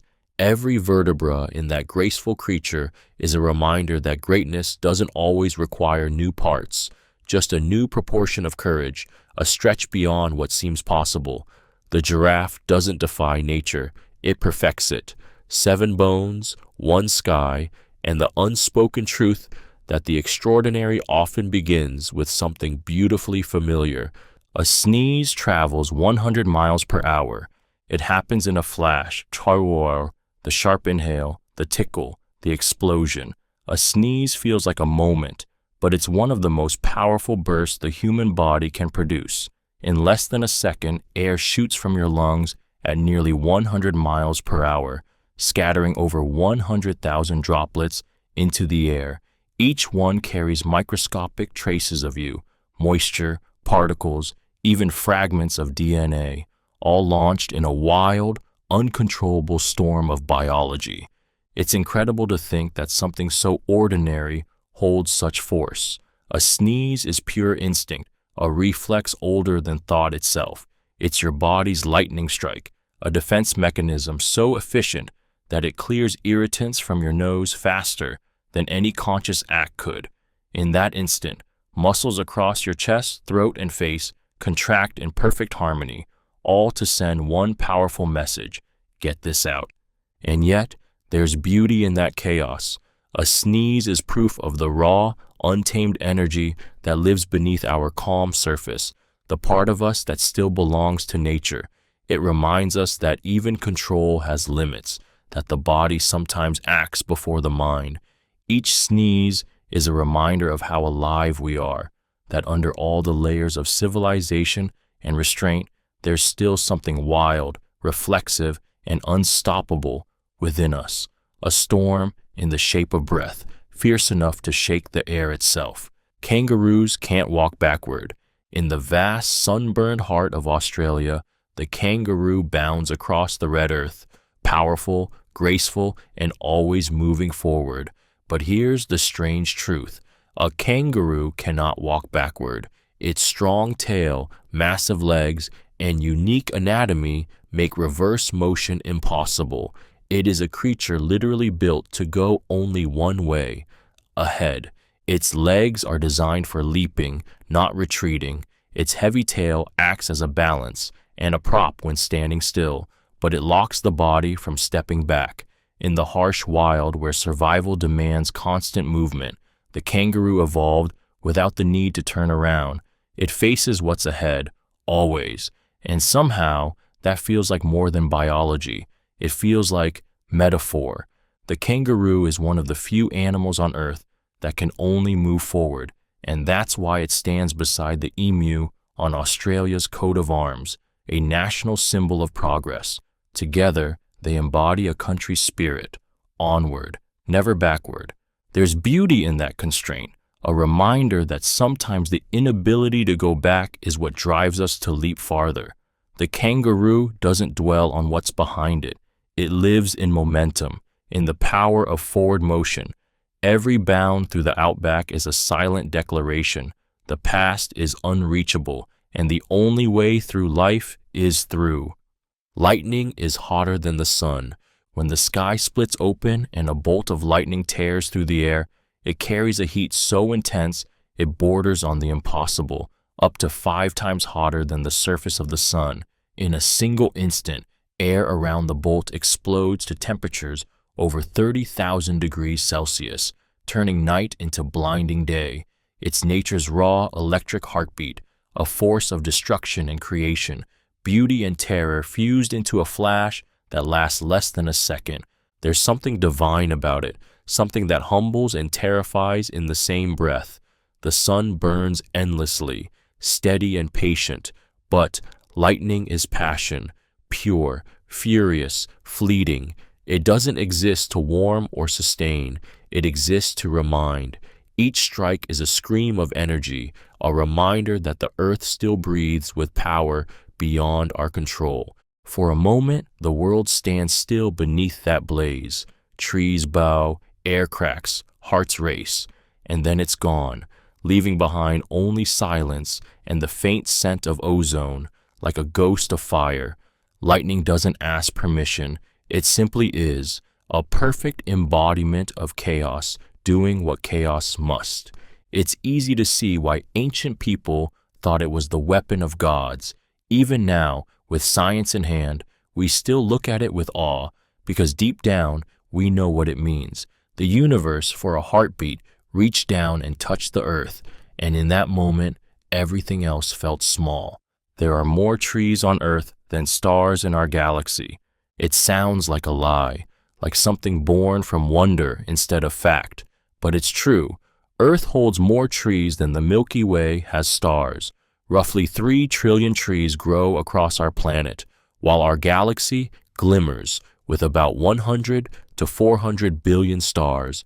For every star shining in the night sky, there are thousands of living, breathing pillars of green rooted in the soil below us. That comparison changes everything. We look up in awe at the stars, thinking they represent the infinite, yet the miracle we seek above is mirrored right here beneath our feet. Forests are our galaxies of life, each tree a silent star converting light into oxygen, chaos into order, nothingness into breath. Every leaf, every ring of bark is a record of time as old and mysterious as any constellation. It's staggering to imagine the quiet abundance that surrounds us. We are walking among more living things than there are celestial bodies we'll ever see. And yet, we often treat them as background, scenery, expendable. Trees do not burn with light, but they burn with purpose, feeding, sheltering, healing, remembering. The stars remind us how small we are. The trees remind us how connected we are.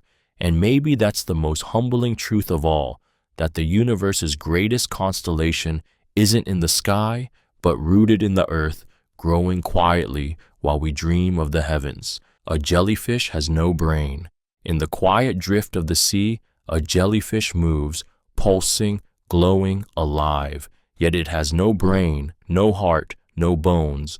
Its body is made almost entirely of water, a translucent ghost guided by instinct and electricity. It feels without thought, moves without will, survives without knowing why.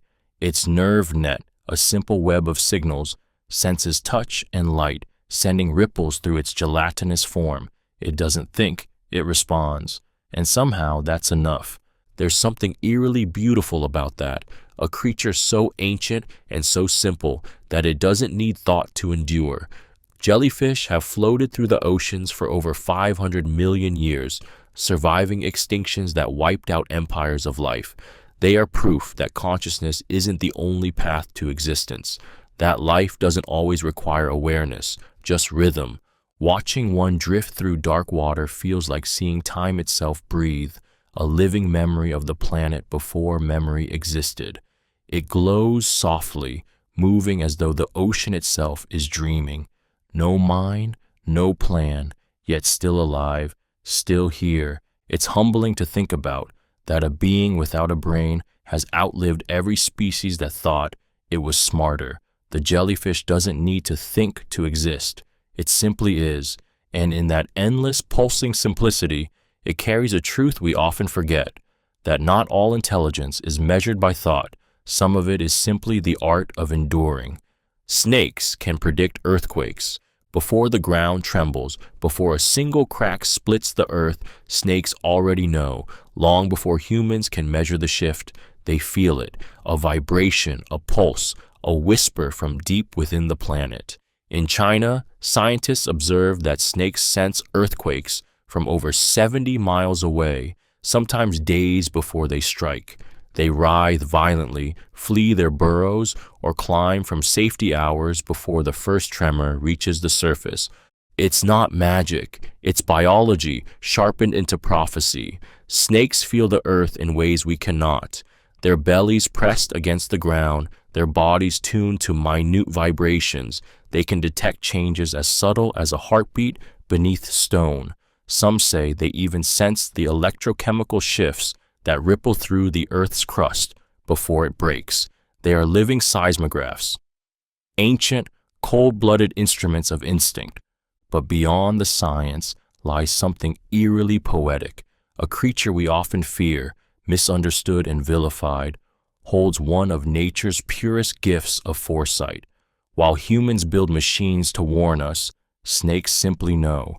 They embody a connection to the planet so deep, so intimate, that they can feel its pain before it screams. It's humbling, a reminder that wisdom doesn't always wear a human face. Sometimes it slithers silently beneath our feet, carrying the whispers of the earth itself. When the world shifts and the ground begins to roar, the snake is already gone, a shadow escaping the future it felt coming long before we did. The world's shortest flight lasts under a minute. In the far north of Scotland, between the islands of Westray and Papa Westray, there exists a flight so brief it feels like a trick of time, less than 1 minute from takeoff to landing. On a calm day, the journey lasts just 47 seconds. The two islands are barely 2 miles apart, separated by the restless waters of the Orkney archipelago. Yet for the people who live there, this flight isn't a novelty. It's a lifeline carrying mail, medicine, and connection across the windswept sea. There's something quietly profound in that tiny slice of travel, an entire journey, shorter than a breath, yet filled with meaning. The plane rises, touches the sky for a heartbeat, and descends again before the passengers even settle into their seats. It's as if the world pauses, a moment of defiance against vastness, a human whisper of persistence in a place where isolation rules. The shortest flight reminds us that significance isn't measured in distance or duration. It's the purpose that makes a journey matter, a reminder that sometimes even the smallest bridge between two worlds can carry the weight of survival, of belonging, of life itself.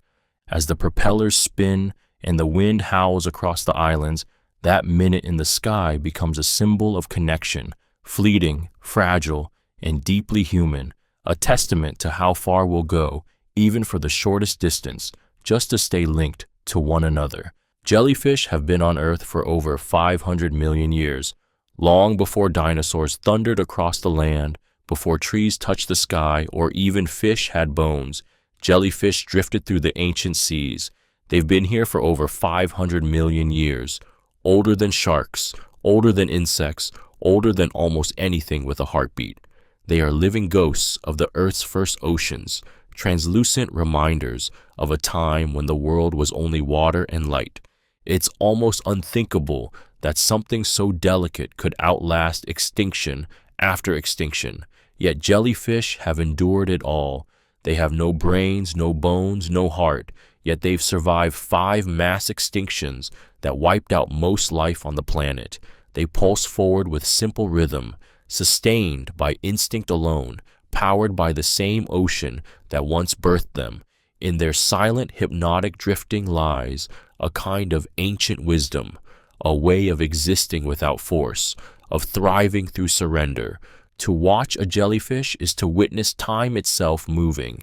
Each one is a ripple from the beginning of life, glowing softly in the dark, neither alive nor dead in the way we understand it. Their form hasn't needed to change, because perfection doesn't evolve, it endures. There's something deeply haunting in their survival. They are proof that fragility can be strength, that the simplest creatures can outlast the mighty. While we measure progress in power, jellyfish measure it in persistence.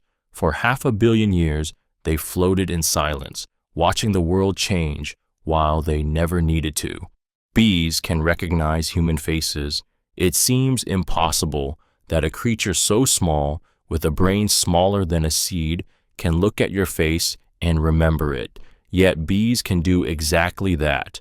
Through patterns of light and contrast, they can distinguish one human face from another, learning to recognize and recall them with startling accuracy. In experiments, bees trained to associate a face with a reward could later pick it out among dozens of others. Tiny, buzzing mathematicians of the sky, mapping our features in their miniature minds. It's humbling to realize that something so different from us can still see us, not as shapes or threats, but as individuals.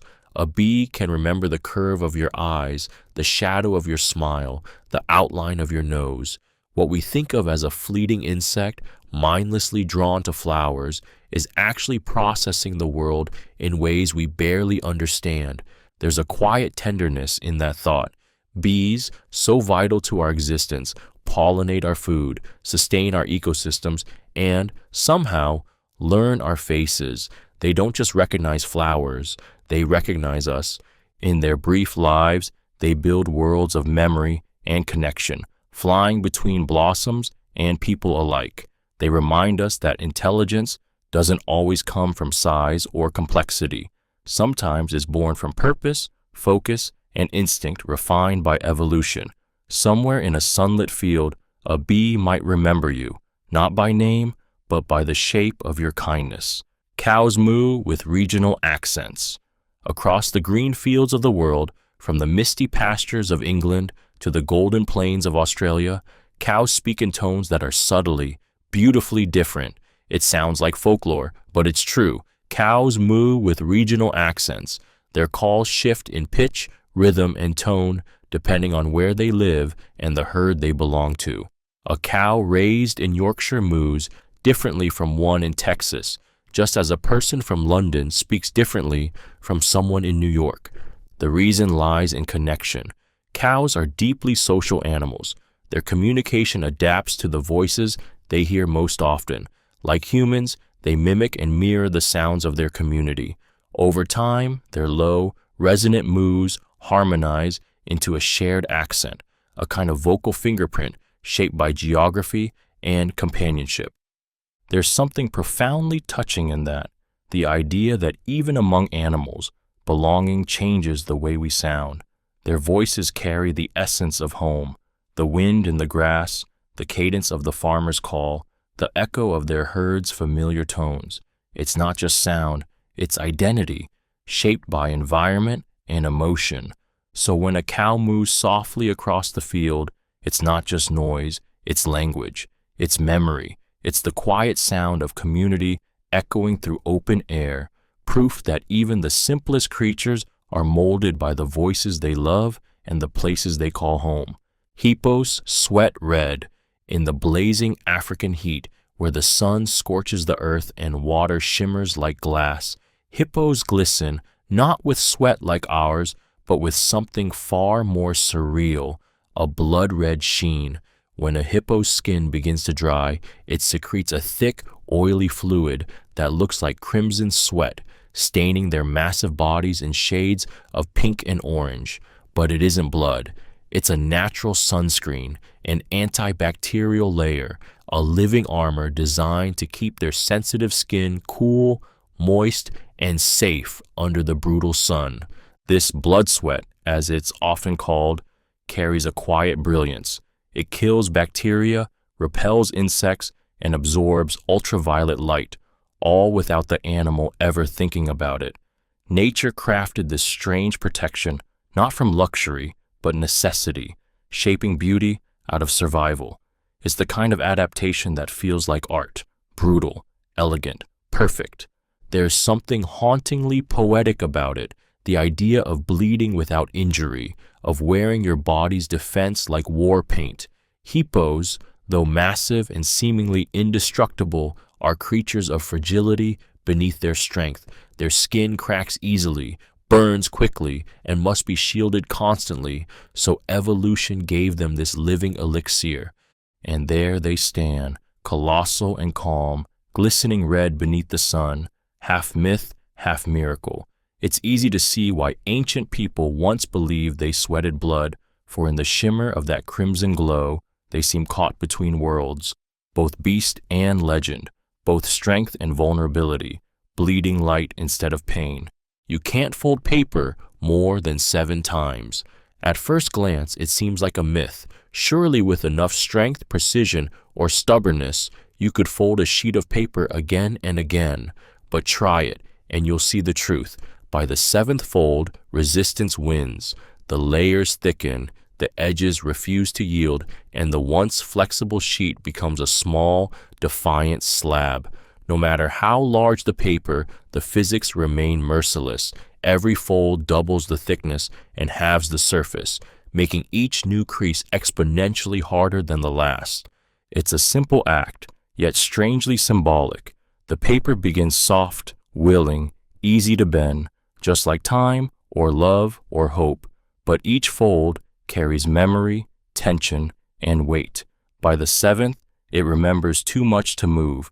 What began as light becomes unyielding through repetition alone.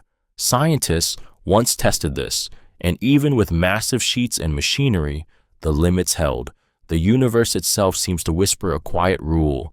Nothing can be folded endlessly. Not paper, not plans, not people. There's a quiet lesson in that fragility.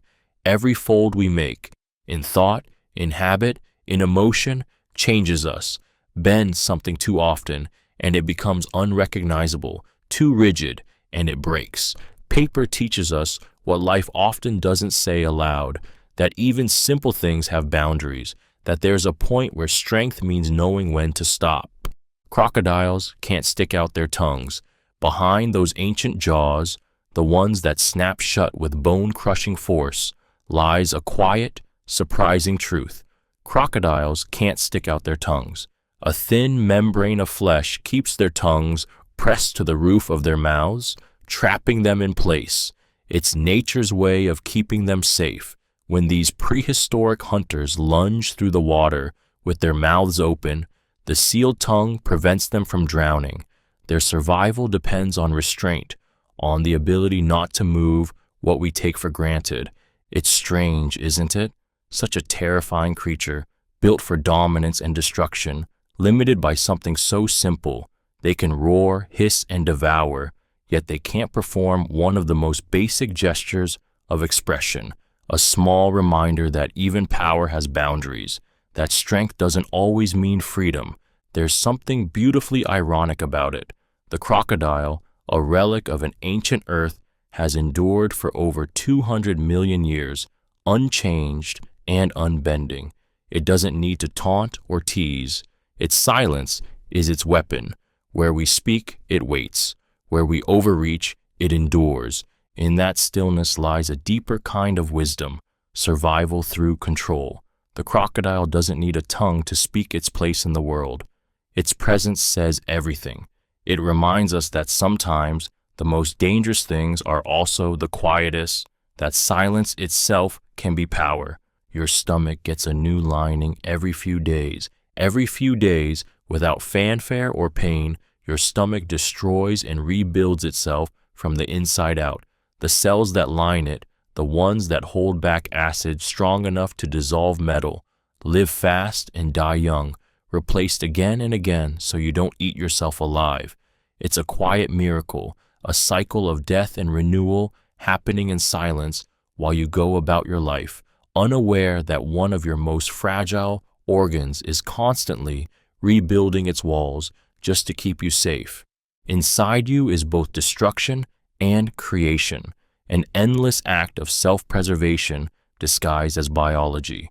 Your stomach's acid is so corrosive that if its lining didn't regenerate every few days, it would burn through flesh and bone. Instead, it remakes itself cell by cell in an invisible rhythm of survival. Every meal you eat, every pang of hunger, every sigh after fullness, all happen inside an organ that's perpetually being reborn. There's something profoundly human in that, the way the body endures through constant loss. It doesn't cling to what's old. It sheds, it heals, it renews. You are not made of permanence. You are made of transformation. Your body's quiet labor is a reminder that endurance doesn't always roar. Sometimes it whispers beneath your ribs, replacing what's broken before you ever know it's gone.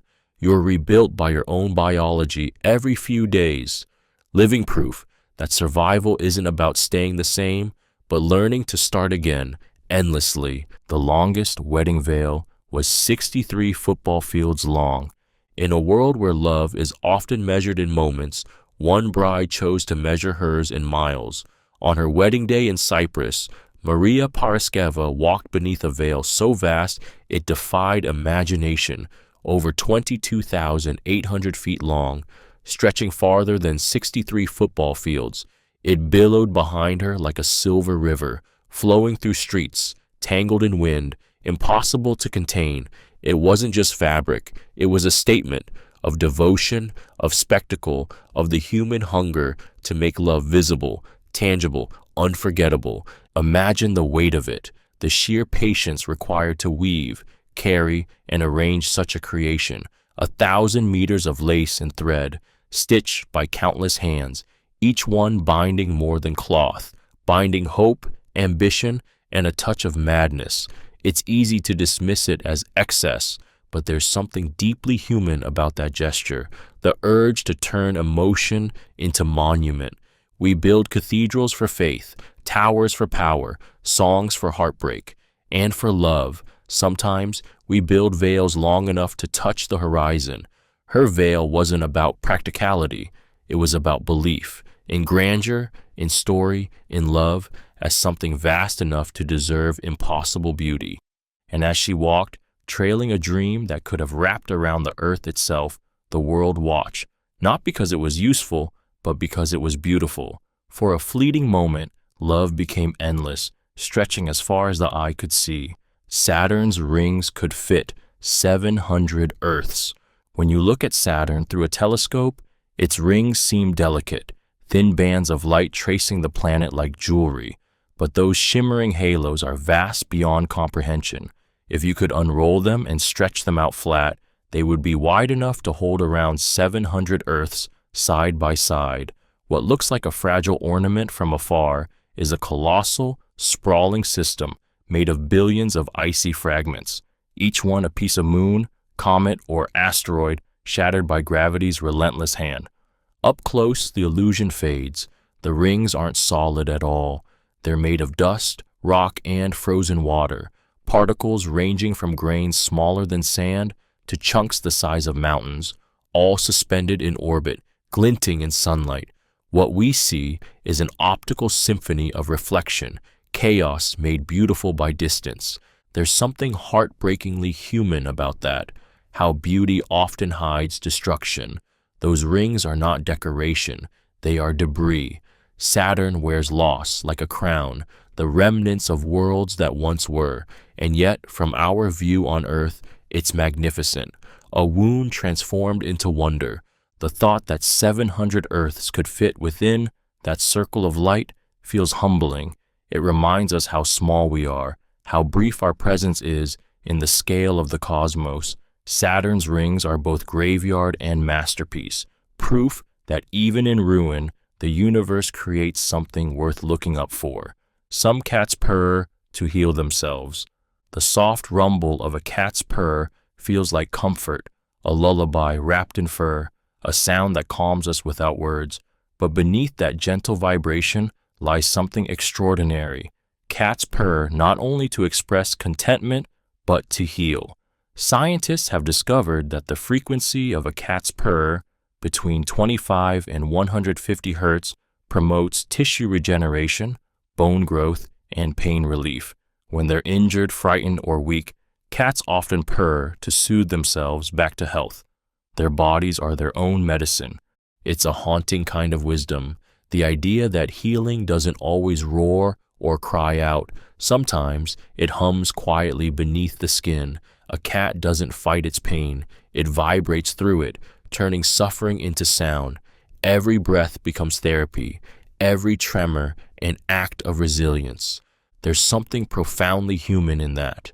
We too seek comfort in rhythm, in heartbeat, in song, in the steady repetition of something that reminds us we're still here. The cat simply lives that truth, proving that restoration can be as gentle as a whisper. Imagine that, a creature whose body sings itself whole. It doesn't ask for help, doesn't panic, doesn't resist. It just purrs, softly reshaping pain into peace. The next time a cat curls beside you and that quiet motor begins, remember, it isn't just happy, it's healing itself, and perhaps a little bit of you too. A moment is 90 seconds. We use the word every day. Just a moment, wait a moment, give me a moment, without realizing it once had a precise meaning. In medieval timekeeping, a moment wasn't vague or poetic. It was a measure, exactly 1/40th of an hour, or 90 seconds. To the people who watched the sun crawl across stone dials, a moment wasn't fleeting emotion. It was a measurable slice of life, carved neatly between minutes and eternity. Yet even knowing that, it feels longer, doesn't it? 90 seconds can hold entire worlds. A laugh, a heartbeat, a kiss, a goodbye. A moment can change a life or end one. It can be the difference between missing a train or meeting someone who changes everything. Science may define it as time, but our hearts define it as experience. There's something achingly beautiful in the fact that a word once so rigid has become fluid, that a moment now stretches to fit feeling instead of measurement. In those 90 seconds, everything can shift. The tone of a voice, the course of a relationship, the meaning of a day. A moment, then, isn't just time passing. It's time felt. It's proof that the smallest slices of existence can carry the heaviest weight. And maybe that's what makes life extraordinary, that within a minute and a half, the universe can open, the world can turn, and you can become someone entirely new. Tigers have striped skin, not just fur. Beneath the velvet fur and golden shimmer of a tiger's coat lies a secret written into its very flesh. Its stripes run all the way down to the skin. If you were to shave a tiger, though heaven forbid anyone try, the same pattern would remain, etched in shadow and pigment. Each stripe is unique, like a fingerprint, a living barcode of identity that no other tiger shares. Nature didn't simply paint them, it branded them, fusing beauty and biology into something permanent. Those stripes aren't decoration, they're survival. In the dense light of jungles and grasslands, the alternating bands of orange and black fracture the tiger's outline, blending its power into the forest's chaos. Even the sunlight plays accomplice, filtering through leaves to turn camouflage into art. The skin beneath only deepens that truth. This pattern isn't an illusion, it's who the tiger is. There's something profoundly symbolic in that. We so often think of identity as surface, something we can change, hide, or reinvent. But the tiger carries its truth in its skin, not its fur. Strip away the outer layer, and the essence remains. It's a creature born with its own design written into every cell. Wildness turned into pattern, strength disguised as beauty. Every stripe tells a story of stealth, of survival, of nature's obsession with perfection. The tiger doesn't wear its power. It is its power, marked by the hand of evolution itself, forever beautiful, forever fierce, even beneath the surface. The inventor of Vaseline ate a spoon daily.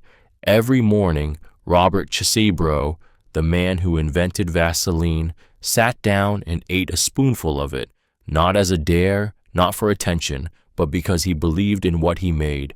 When he first discovered petroleum jelly in the 1800s, he was so convinced of its healing power that he used it on burns, cuts, even wounds he inflicted on himself just to prove it worked. And then, to show its purity, he swallowed it every single day for decades. He lived to be 96. There's something both unsettling and inspiring about that kind of faith, the kind that borders on madness but is fueled by conviction. Chesbro didn't just create a product, he became a living testament to it.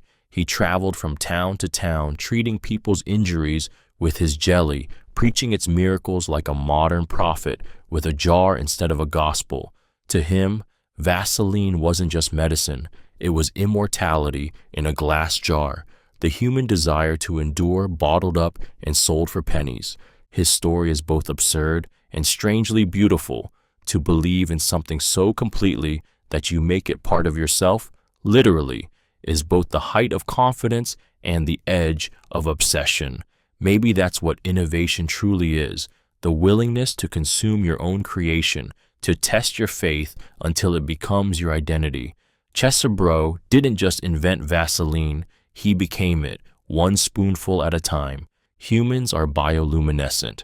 It sounds like a fantasy, that we glow, that somewhere beneath our skin there's light. But it's true. Humans are bioluminescent. Every cell in your body emits tiny photons of light, a faint shimmer born from the chemical reactions that sustain life. As our cells metabolize energy, they produce bursts of biophotons, invisible to our eyes but real, measurable, and constant.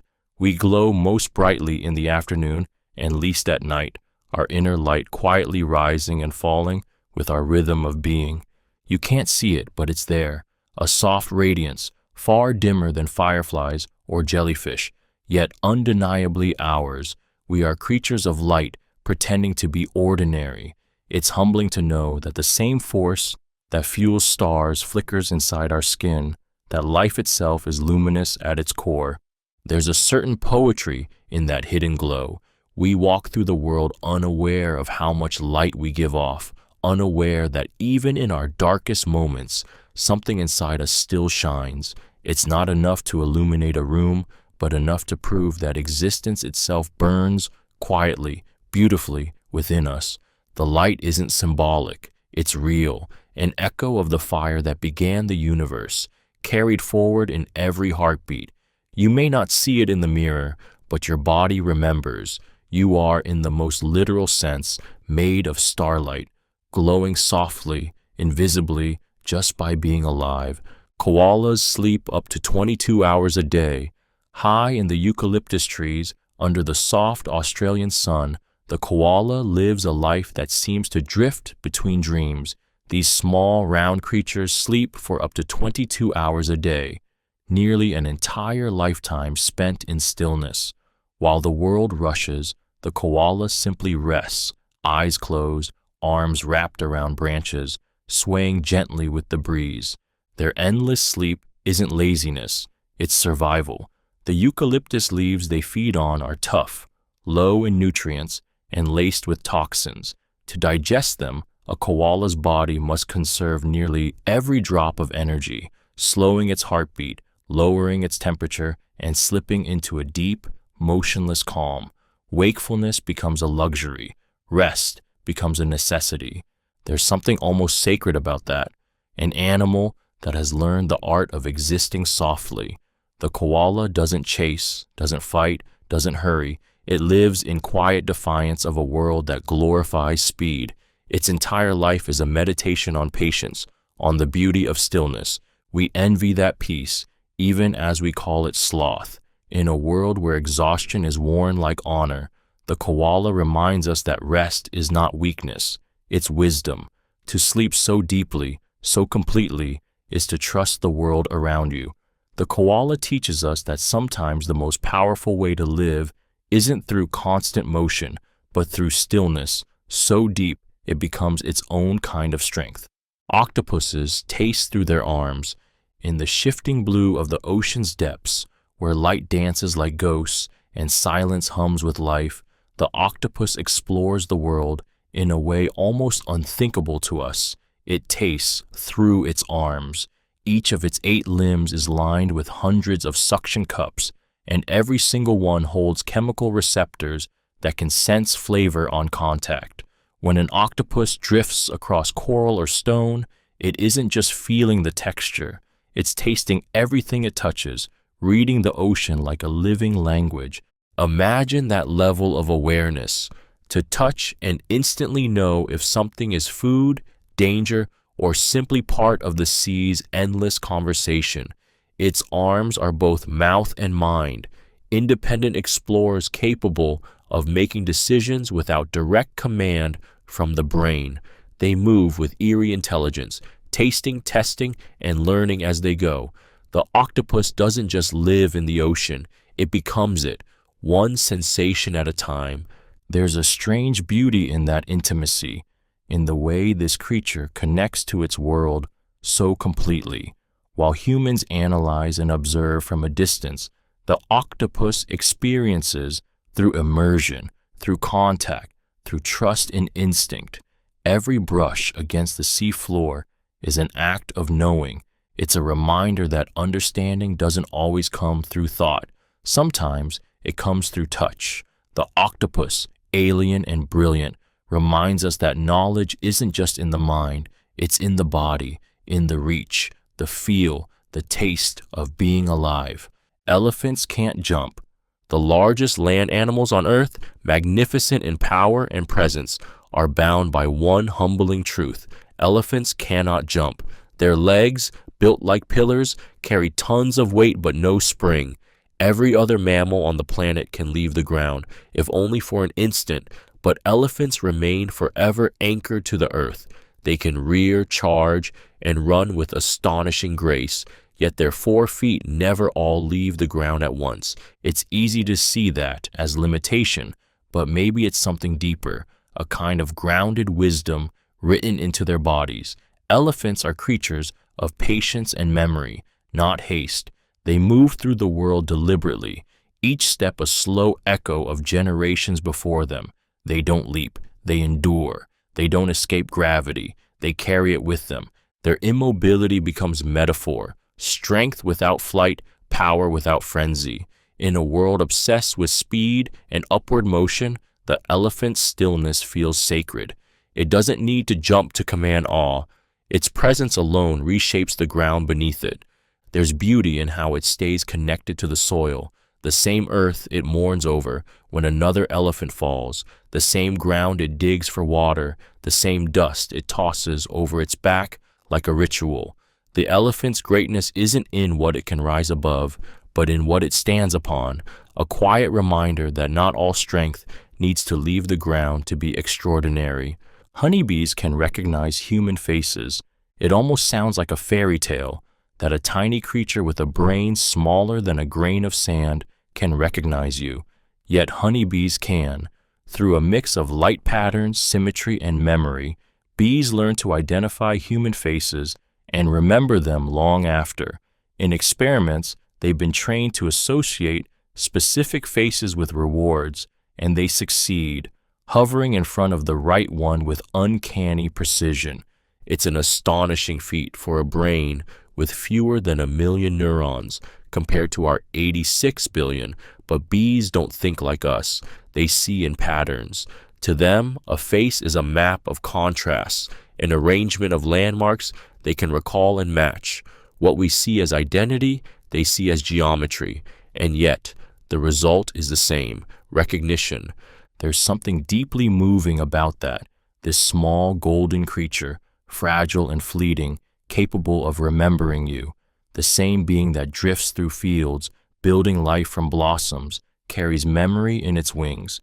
It's not just instinct, it's awareness, proof that intelligence wears many faces, some of them furry, buzzing, and full of light. Maybe that's the quiet wonder of it all, that when a bee hovers near your face, it might not just be curious about your scent or your movement. It might actually know you, not as a threat, but as a familiar presence in its vast, shimmering world of sunlight and color. There's a species of jellyfish that clones itself after death. in the vast, dark quiet of the ocean, where light fades and time feels endless, drifts a creature that refuses to die, Turritopsis dohrnii, the immortal jellyfish. When faced with injury, age, or even the brink of death, this tiny being performs an act of biological defiance. It transforms itself back into youth. Its cells revert to their earliest state, and from that beginning, it starts life again, a perfect clone of its former self. It doesn't age, it doesn't decay, it simply restarts, over and over. Death becomes a cycle, not an ending. In the cold blue depths, this jellyfish has quietly conquered mortality. It doesn't fight death, it rewinds it. There's something profoundly haunting in that. A creature so small, so fragile, holding the secret humanity has chased for centuries. It doesn't build, think, or dream, yet it has achieved what every empire, religion, and scientist has longed for: eternity. But immortality here is not golden or glorious, it's lonely. The jellyfish drifts forever, weightless and alone, trapped in an infinite loop of beginnings. Its gift is also its curse: endless rebirth without rest, survival without peace. It reminds us that life's meaning may not lie in how long we live, but how deeply we do. For even in the ocean's eternal silence, the immortal jellyfish whispers the truth that forever is not always freedom. Sometimes it's simply forever. The human body glows in the dark, just too faint to see. It sounds like something out of a dream, that you, right now, are glowing. Not metaphorically, not spiritually, but literally. Every human body emits a soft, natural light, a bioluminescent shimmer born from the chemical reactions inside our cells. It's real, measurable, and constant, a faint radiance that pulses in rhythm with life itself. Scientists have captured it with ultra-sensitive cameras, revealing that the glow flickers through the day, brightest around your face, fading and flaring with your heartbeat, your breath, your energy.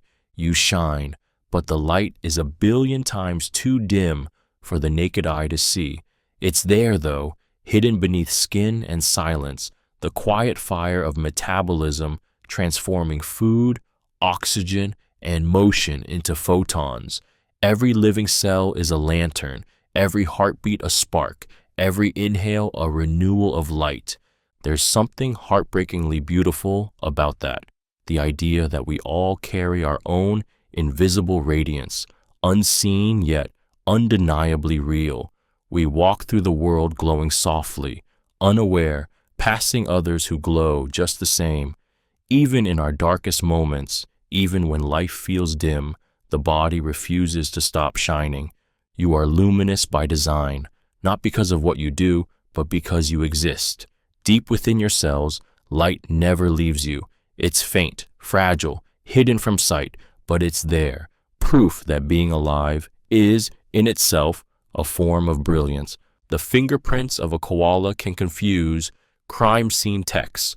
Under a microscope, a koala's fingerprint is almost indistinguishable from a human's. The whorls, loops, and ridges, those intricate spirals of identity, mirror ours so perfectly that forensic scientists have admitted they could easily be mistaken at a crime scene. Even advanced fingerprint scanners struggle to tell them apart. It's as if evolution, in a quiet act of mischief, decided to give this gentle marsupial the hands of a human. It's more than a curiosity. It's a strange bridge between species. Koalas spend their lives clinging to eucalyptus branches, gripping bark the way we grasp tools, cups, or each other's hands. Somewhere in that evolutionary dance, their need for dexterity birthed a mark of identity, so human it blurs the boundary between us. They could never understand the concept of a fingerprint, yet they carry one, unique, defining, and nearly identical to ours. There's something hauntingly poetic about that. In every print left on a leaf or tree, a koala unknowingly imitates us, our touch, our trace, our individuality, the same patterns that convict or clear a person in a courtroom. exist on the fingers of a creature that has never known guilt, innocence, or judgment. It's a reminder that the line separating humanity from nature is thinner than we think. The koala doesn't know our laws, our crimes, or our systems, yet it bears the same silent signature of identity written in spirals of skin, as if nature herself forgot where one species ended and another began. The inventor of Pringles is buried in a Pringles can. It sounds like an urban legend, but it's absolutely true. Fred Bauer, the man who invented the iconic Pringles can, was buried in one. When he died in 2008, his family honored his final request. Part of his ashes were placed inside a classic Pringles tube before being laid to rest. The man who revolutionized snack packaging didn't just leave behind a design, he became part of it, his legacy sealed in the very creation that made him immortal. There's something hauntingly poetic about that choice. The Pringles can was more than packaging. It was Bauer's triumph, a perfect cylinder that kept chips crisp, unbroken, and neatly stacked. It changed the way people thought about snacks, turning something ordinary into an object of precision and order. So when his time came, he chose to rest inside the symbol of his life's work, a final wink at the world, as practical as it was profound. It's strangely beautiful, the idea of merging life's invention with death's stillness, to become one with what you've built, to turn your legacy into your resting place. Fred Bohr didn't just create a container, he created a story, one that ends exactly where it began, in a simple can of endless circles, holding together even after everything else crumbles.